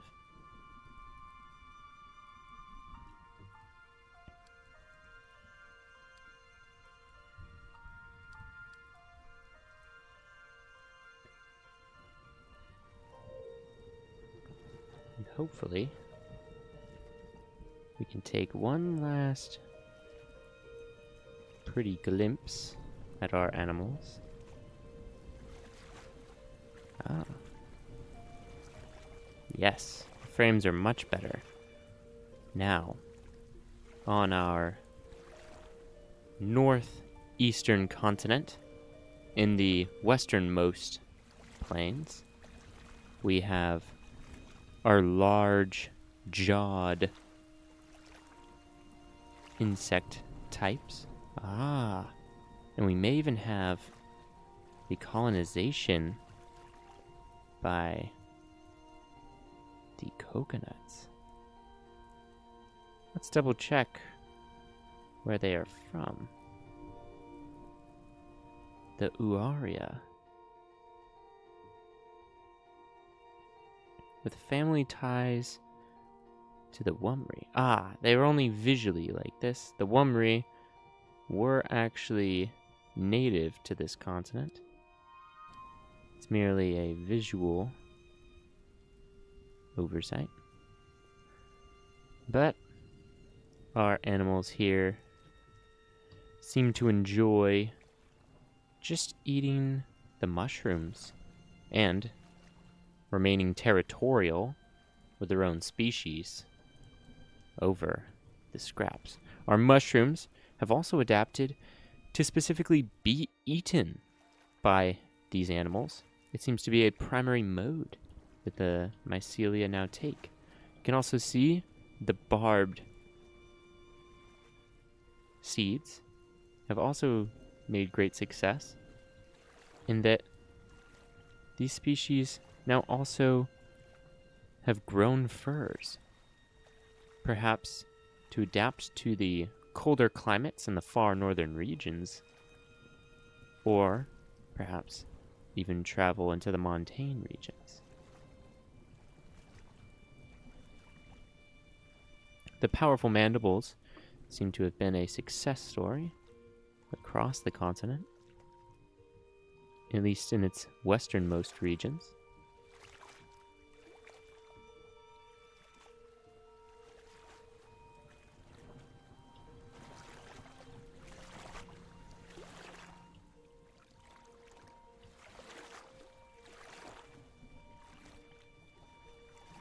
You can also see their development of hard-shelled eggs is also given a chance for life to better adapt to the varying temperatures of the seasons, as well as the difference between climates in this continent.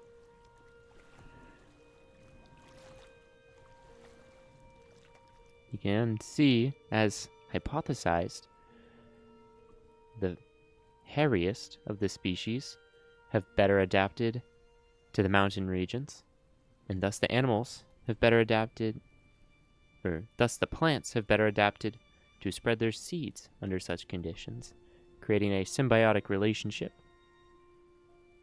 Or, pardon me, the animals actually don't get anything from the plants inherently anymore, as these animals solely subsist on meats and mushrooms. It's actually one-sided beneficially to the plants.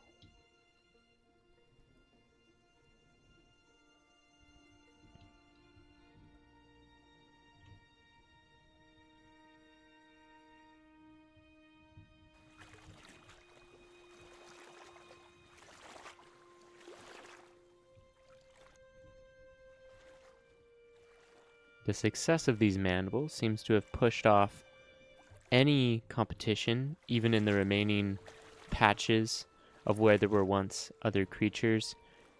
In the farthest east portions, these mandibles have just proved too great a success story for themselves, the mushrooms, and the plants. In the waters off the coast of the northeastern continent, we can see very fast swimmers along those with the most basic of form re-emerged for basic generalist behavior. There's a variety of species here. There are some that are primarily herbivores, as we have seen. And we have our omnivores, the Hanlilops, the blind shark-like creatures provoked to eat much of the creature's eggs, these herbivores, or each other's. It's interesting how large a predator population has been able to be sustained by such a small herbivore population.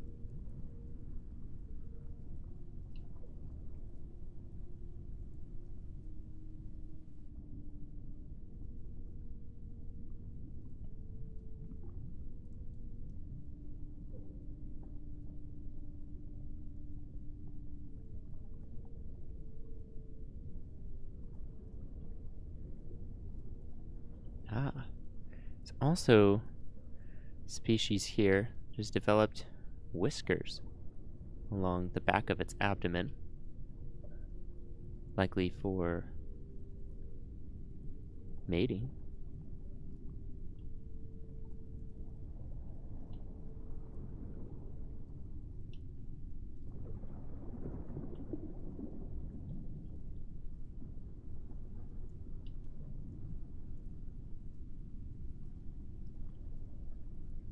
Shockingly, with the success of the generalists in this region, there's a rather large lack of predators. And forms between the northeastern and central eastern continent remain very basic. The central eastern continent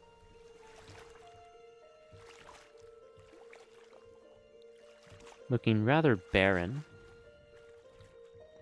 It's home to our minor frog species with their insect-like eyes and mouths. They're able to generally get by on this continent, even so low to the ground.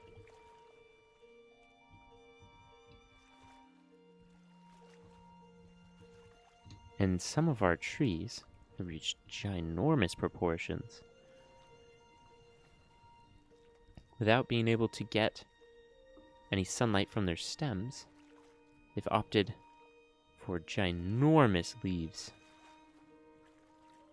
to bring in as much sunlight as possible. Likely at the risk of losing a leaf during their lifetime from herbivores.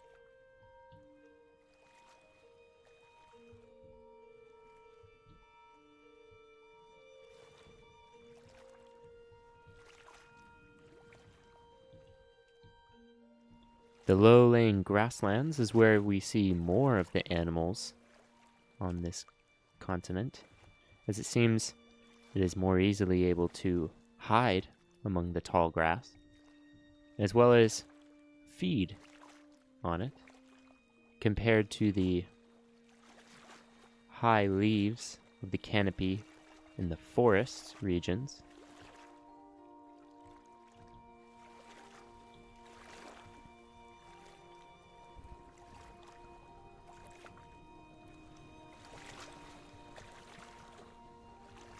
Off the coasts of this region are our crested species, the torticus, as well as our developed stalked fanpium.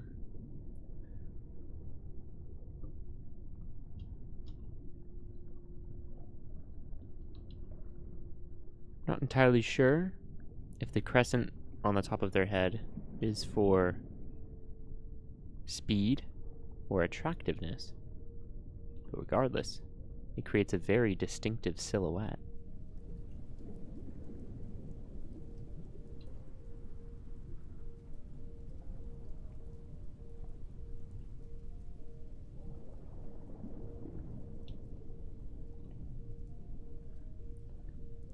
These eye stalks that were popularized in the far south seem to have been generally accepted around these waters. Funny enough, the animals of the smallest continent have developed fur, perhaps for diving in the cold southern pole regions, but have remained largely unadapted in other forms.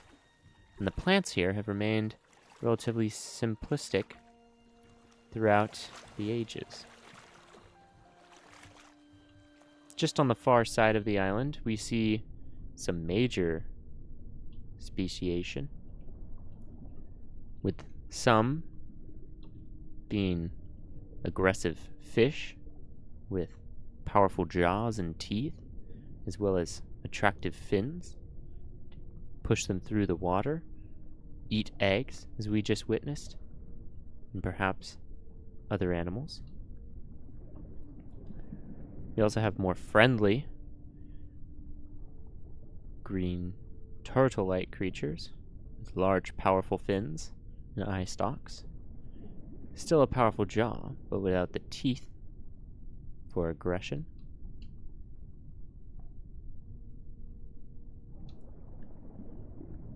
And other powerful, slow-moving, finned creatures throughout this central ocean.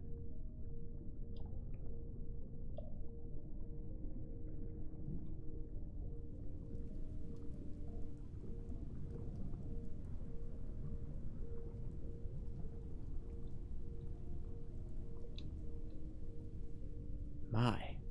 We also have a very odd creature here. The Votomias.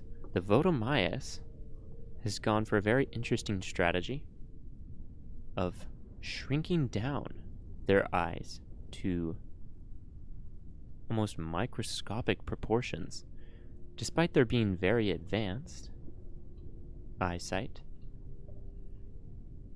They've decided the smaller size perhaps better conceals the fact they have eyes from predators, or perhaps takes less energy.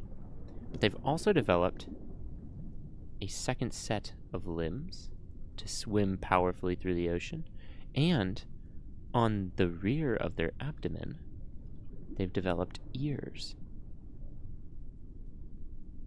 Once again, it would be fascinating to know if these animals have made use of these ears. The Votomias seem to be good at swimming through the waters, but they've also seemed to have colonized the western land. I don't have any instincts for their ears.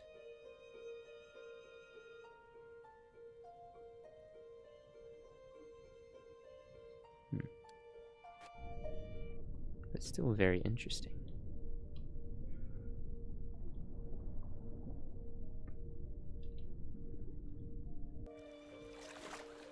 The southernmost continent has some visitors with the crab-like creatures, perhaps able to spend a little bit of time out of the water here in the hot season.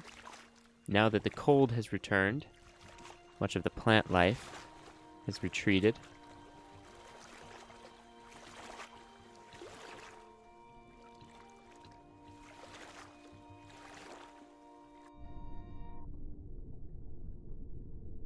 Wow.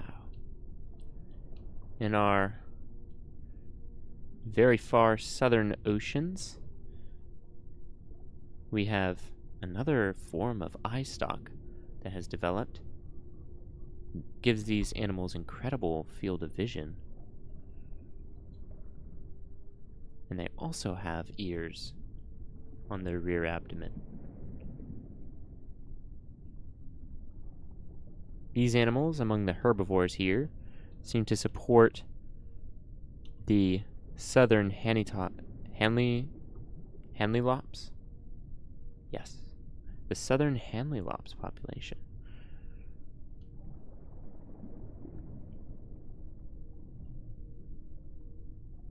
The polar conditions, for whatever reason, are just right for these aggressively herbivore and carnivore species to coexist.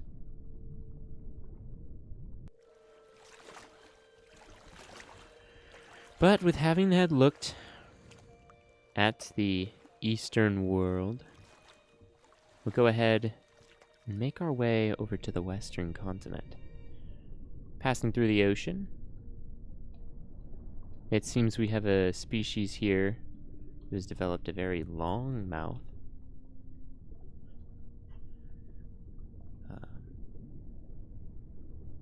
Perhaps for grabbing food from further away. We have those that have gone for more eel-like proportions, having very small fins.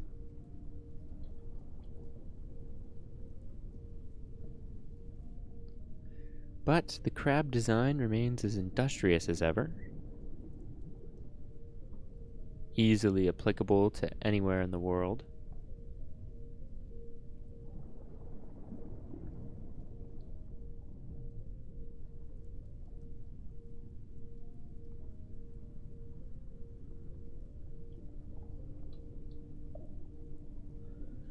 Now, as we come up along the... Wow. As we come up along the western continent, we have a very interesting development. We have these crab-like animals here with some sort of shell-like structure.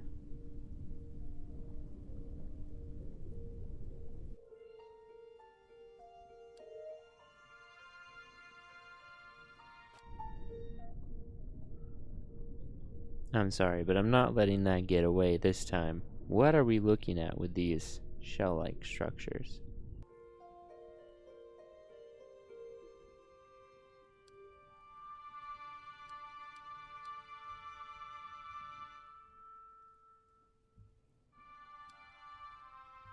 I must know.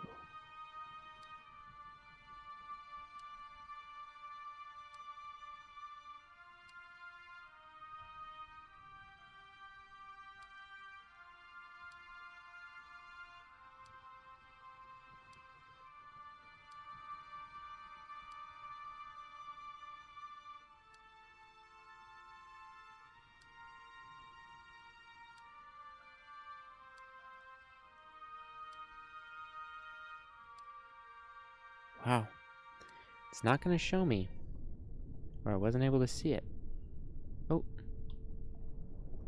There's something with some sort of shell-like structure here in the eastern bay.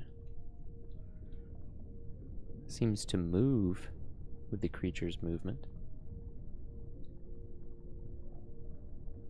Here we have the herbivores as well. However, they've opted for... Oh, have I been saying bipedal every time they have 4 legs? That's not what I've meant. Quadruped. These quadrupeds with the invertebrate legs become powerful herbivores.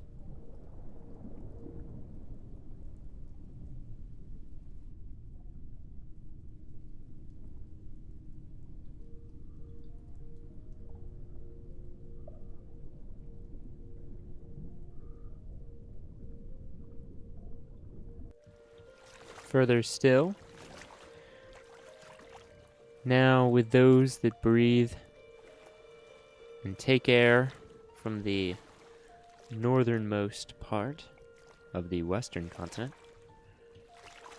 we have these ant-like creatures.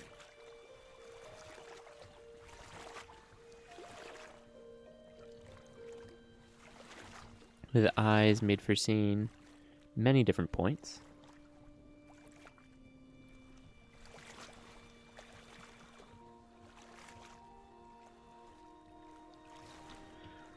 Our tall, great algae forests, the great algae forests, have provided all the food that the animals here might need.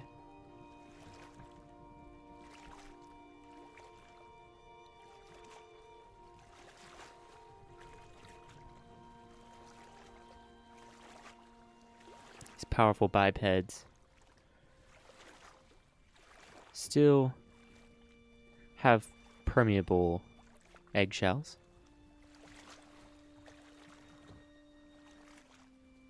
Suggests a lack of predators, considering that much of what we see here are generalists. Likely, they can all feed on the plentiful plants of the forests. Now, some animals have gone quadruped, and some have developed stripes. And oh, I take it back. The stripes are actually specific to the animal's young age. As they grow up, they lose their stripes, become a reddish color.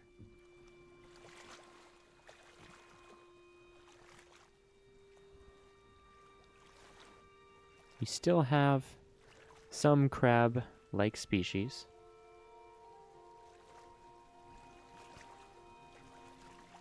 In the farthest northern regions.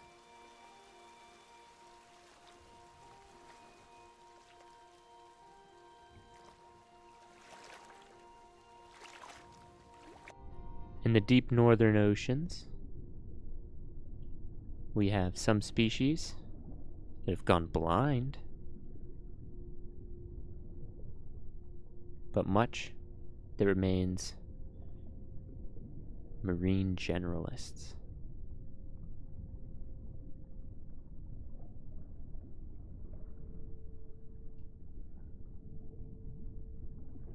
There are some, though, that have developed powerful eyesight, giving them an advantage for finding their food in this crowded world.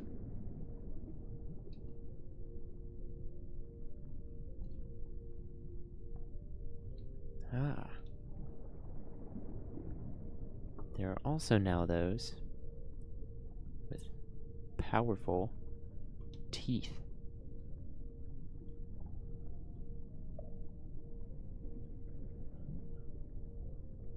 Made for consuming other animals here in this prosperous portion of Hebe.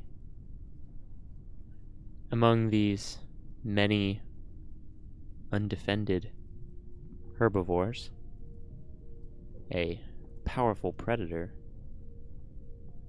would perhaps thrive.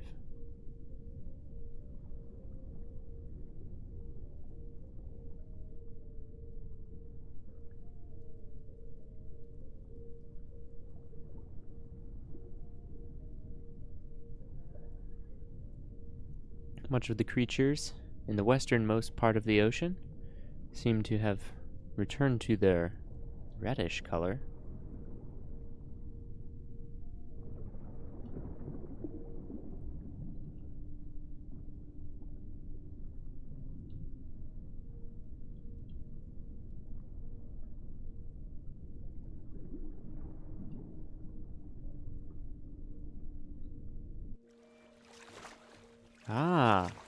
And on the tops of the water, had we not thought to emerge, we also have a species now that is made to stride along the top of the water in search of food. These species with their hydrophobic legs are able to skim their way across the tops of the water. Also, netted with a tuft of hair at the top of their head. These have a very peculiar silhouette and are distinctly unique to this portion of the world. Wow. If only we had thought to look up sooner, we might have seen the thriving world of these powerful water striders, the Menvotis. The Menvotis seem to have captured a niche no other species has yet tried.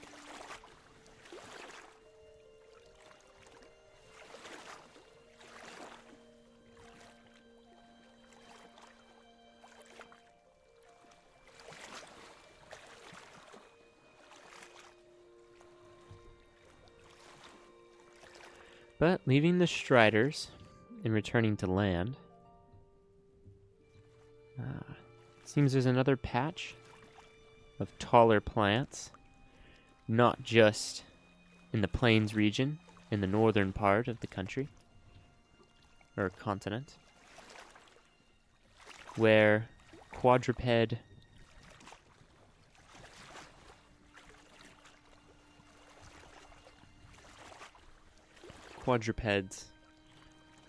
generalists have taken a home.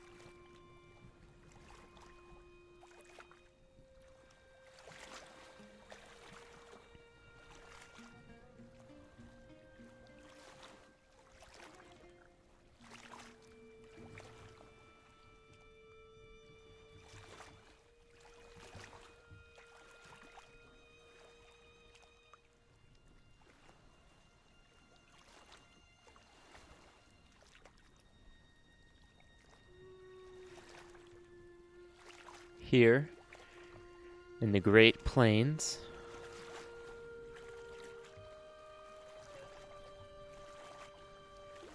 One can witness ginormous mushroom caps. Oddly enough, they seem to have largely specialized for rainwater collection and dispersal of spores. Despite this side of the continent is still too harsh for plants larger than grasses to remain, creating fungal forests where plants might have been expected.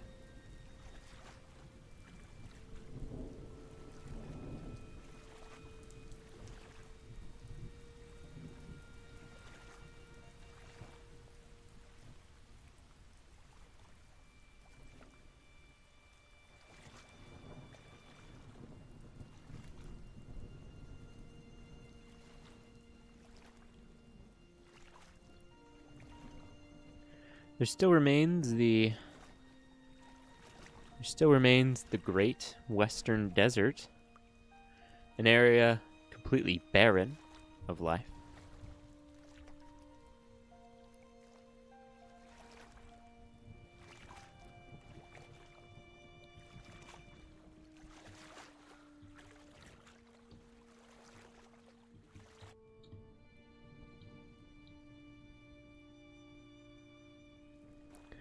Just south of the Great Plains lies a region in the easternmost part of the western continent where life has been thriving, developing better eyesight to locate their food source.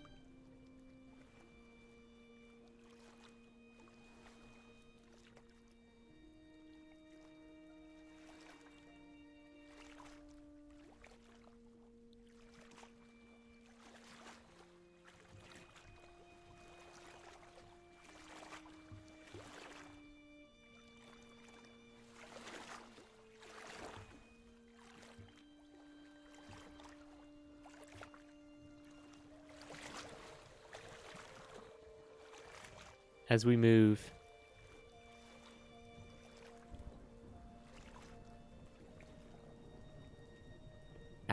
west, we can see a change in color from red to teal to better blend into the grasses and plants that grow here.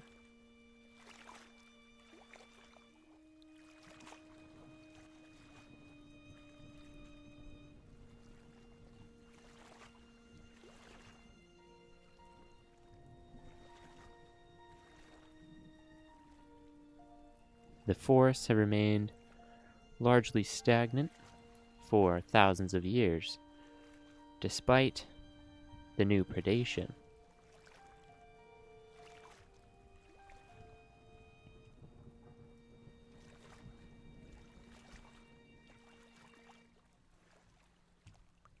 This is likely due to their already protected seeds, the generalists largely having prey on the stems or leaves of their subjects.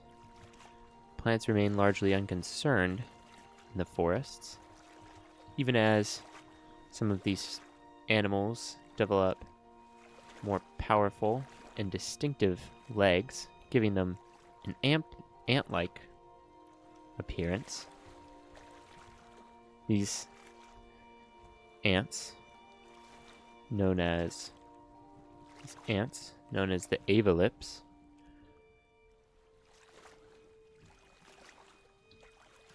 been able to generally graze here in relative peace.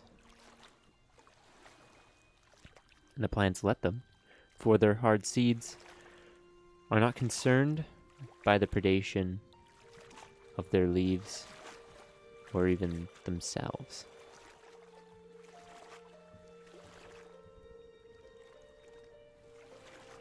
And it seems as we reach the far southwestern end of the ocean, the water striders here have been largely successful as well,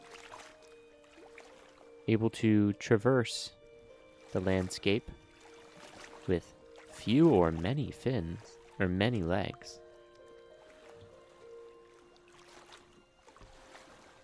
Just fine.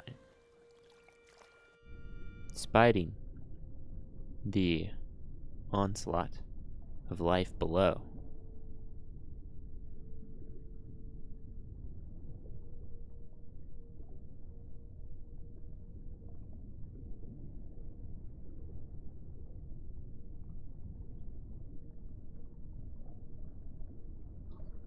Now, for one last look, just for a friend and for fun, because I have rather enjoyed this series on Hebe.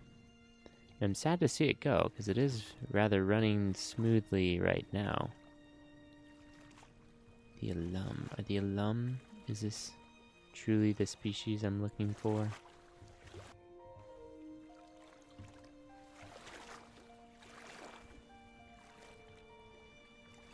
The Greater Wumley, that's what you are called. I'd like to archive you, I believe.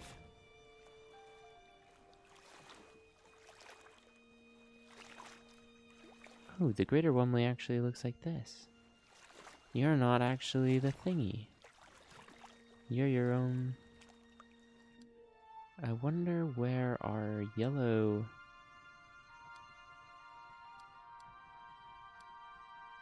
animal, or our yellow plant friend is on this scale here.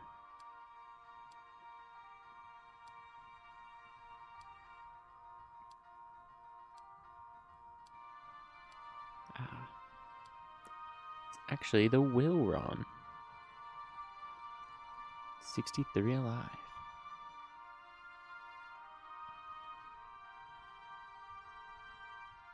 It's largely a mountainous plant, of course. Wow. Again, just to check one last time for a friend, although it seems, our mountain regions also have fun visitors as well now. Eating the true Wilron, the actual coconutty fruit.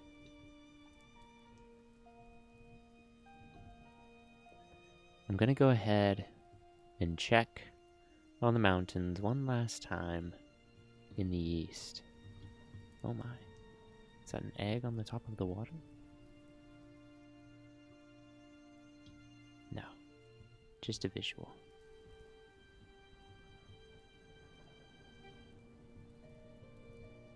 And checking on the life here, we're able to see our beautiful, powerful, pincered and patterned friends, exhibiting all sorts of different patterns, from a camouflage seeming pattern to a gradient pattern.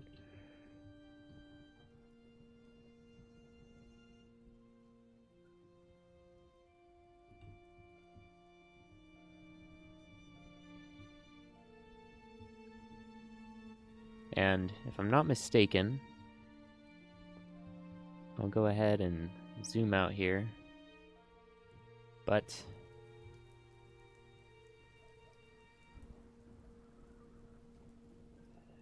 there's no longer the same plant species we once had dominating here. The Weepa are now the main contenders for this northern region, with their coconutted fruits and piney bodies, as well as the Millennia, I believe, Milbaria,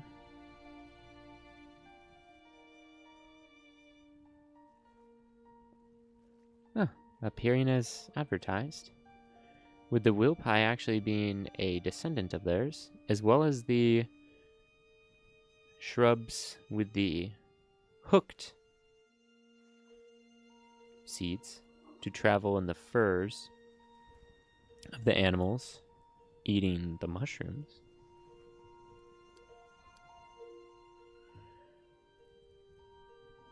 So it seems that the mountains have truly moved on from what were once hypothesized as indomitable mountaineers. There has been a more powerful niche that has taken root, that has been able to play on the lives of the animals that have come to call this land home.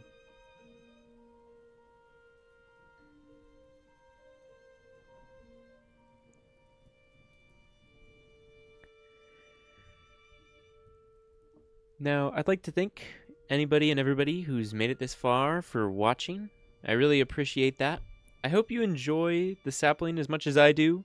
I know we had some technical difficulties in the early part of the stream, but actually, it's really cleared up now. Funny enough, although we're just running at normal speed, so we wouldn't be able to see as much evolution with the speed slowed down like this, but we could still see how the animals move and interact, which is very fun. So perhaps though, for next time in our evolution stream, we'll go ahead and introduce some of those changes to hopefully increase performance and longevity of the streams, and be able to watch life evolve in various ways for prolonged periods of time. Because now I'm somewhat concerned about whether or not a long-term stream could be sustained on Hebe, unfortunately. But I'm glad that we were able to reflect on everything that's developed in the stream today. Even if we only passed some 4,000 years compared to the 20,000 we went through on the first stream, they've certainly been significantly eventful, watching the rise of various land life forms, terrestrial animals. We have animals from bipeds to quadrupeds to, I don't even know what it would be if they have 6 legs. Some animals showing their distinct traits from where they're from, either powerful mandibles and specializing in hunting mushrooms, and in fact being territorial over their mushrooms, to animals that have conquered the seas for the algae at the bottom of the waves, to those that prey on the herbivores that do so. We've seen animals develop eye stalks. We've seen some that have decided to lose their eyesight altogether. We've seen some animals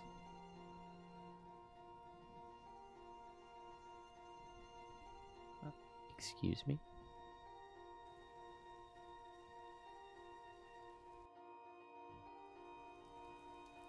Moving mushroom. We've seen some animals develop the ability to walk along the tops of the water.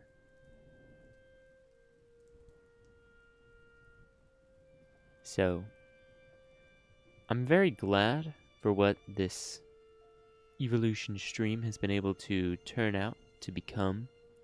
It's been very thrilling to watch the speciation of life. So, again, I hope you would entertain more of these and would be welcome to more of the sapling going forward. I very much enjoy this game and see a lot of potential in the simulation. And perhaps started out too ambitious in size,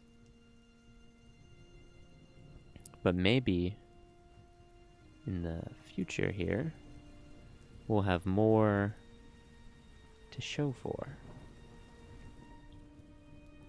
If I could find those trees, I'd be very happy for another look at those.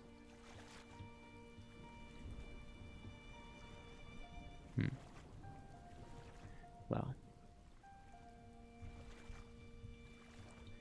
again, I'll leave you guys off for looking at the simulation with that, but I'll go ahead and pull up, for anybody that's curious, the diagrams of the species.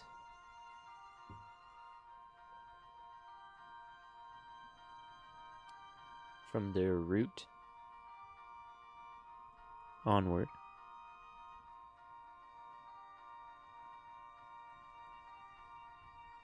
Don't exactly know how these diagrams work.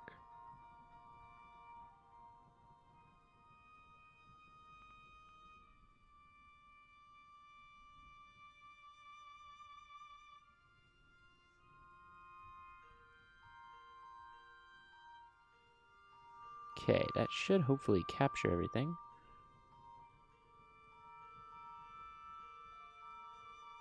And so from one animal, you can see where some lines end and some have continued to evolve.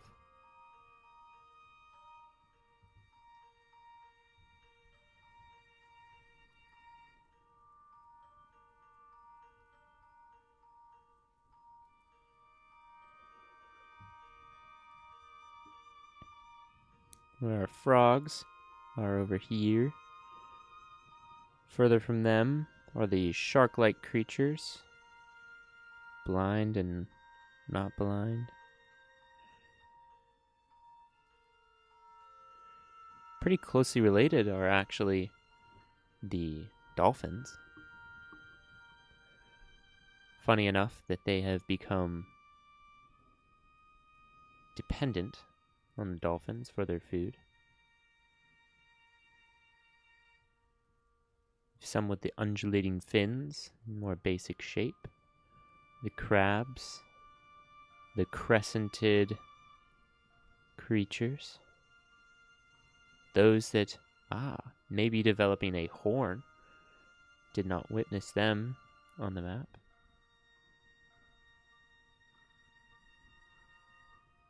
Further from them are the invertebrate mouth, frog-like guys. And this seems to be the subclave of our ant-like creatures with the powerful pincers. And this group seems to have become some of our powerful water animals.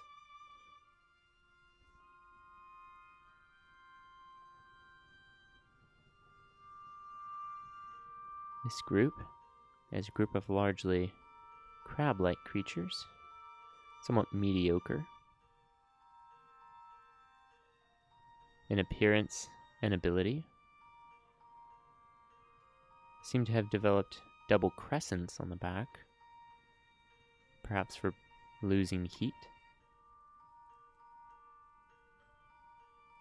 But many of them are double-limbed.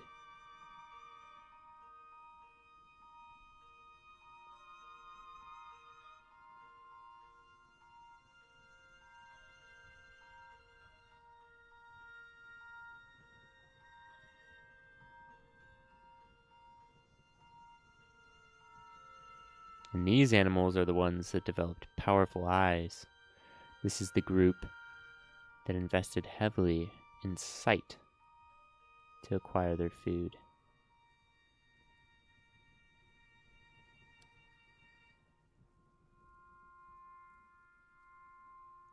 This is one of our fungi.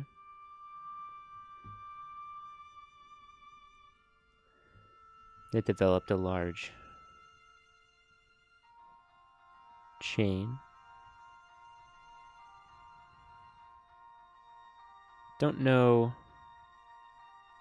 which continent the Criveria were dropped on.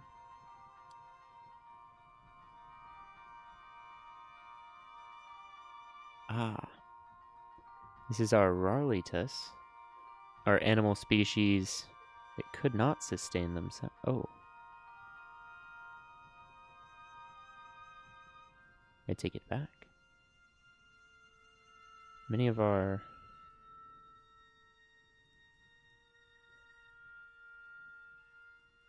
shark-like species seem to have come from them. Are they not? Ah. They gave us the cricket-like creatures.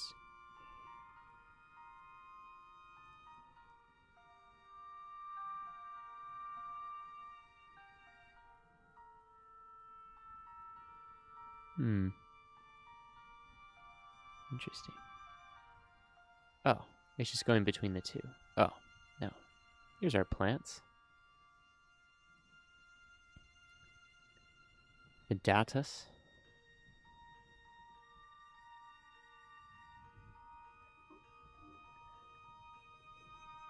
Emerging grasses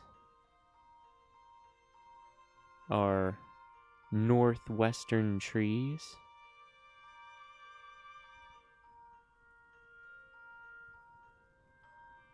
Our great coconut colonizers.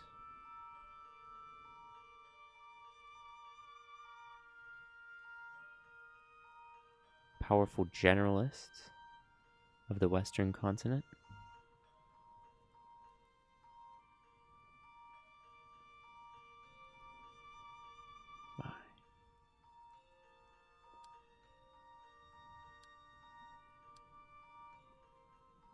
Flovulia.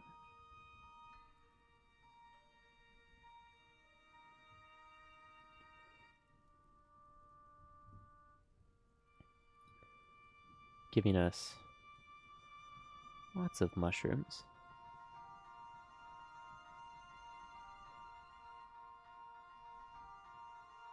Very short and stout ones. And many with deep cups, likely our western mushrooms. Fuelia. Likely a mushroom group on one of the eastern continents.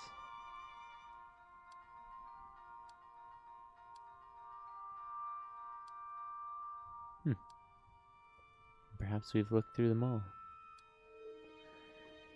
Well, it's been interesting studying the evolution of life on our planet.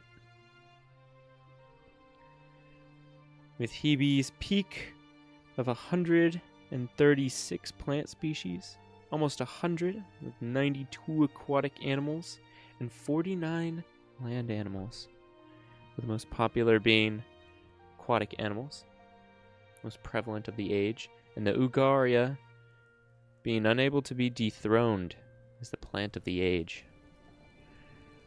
It's powerful indeed. All right, and again, just want to say thank you guys so much for watching. We're going to go ahead and call the stream here. So if you enjoyed it, please leave a like, and we'll go ahead and do some more sapling content. Like I said, we'll try to get things more optimized.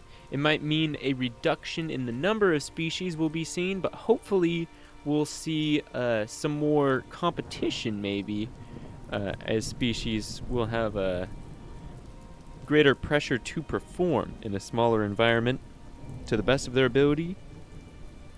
And maybe we'll have a better look at the difference of all our species, because I was noticing, and you may have as well, that we're starting to see species appear in places where they are not native, solely to save load time. So it'd be better if we could always see exactly what we're looking at when we're looking at it. Although that, I admit, is pretty hard to do, especially with plants, where we have over 130 species live at once. But anyway, with that all being said, again, thank you guys so much for watching. If you liked the video, subscribe. Check me out, Dentley AST, for more. And I'll see you guys in the next one. Bye-bye.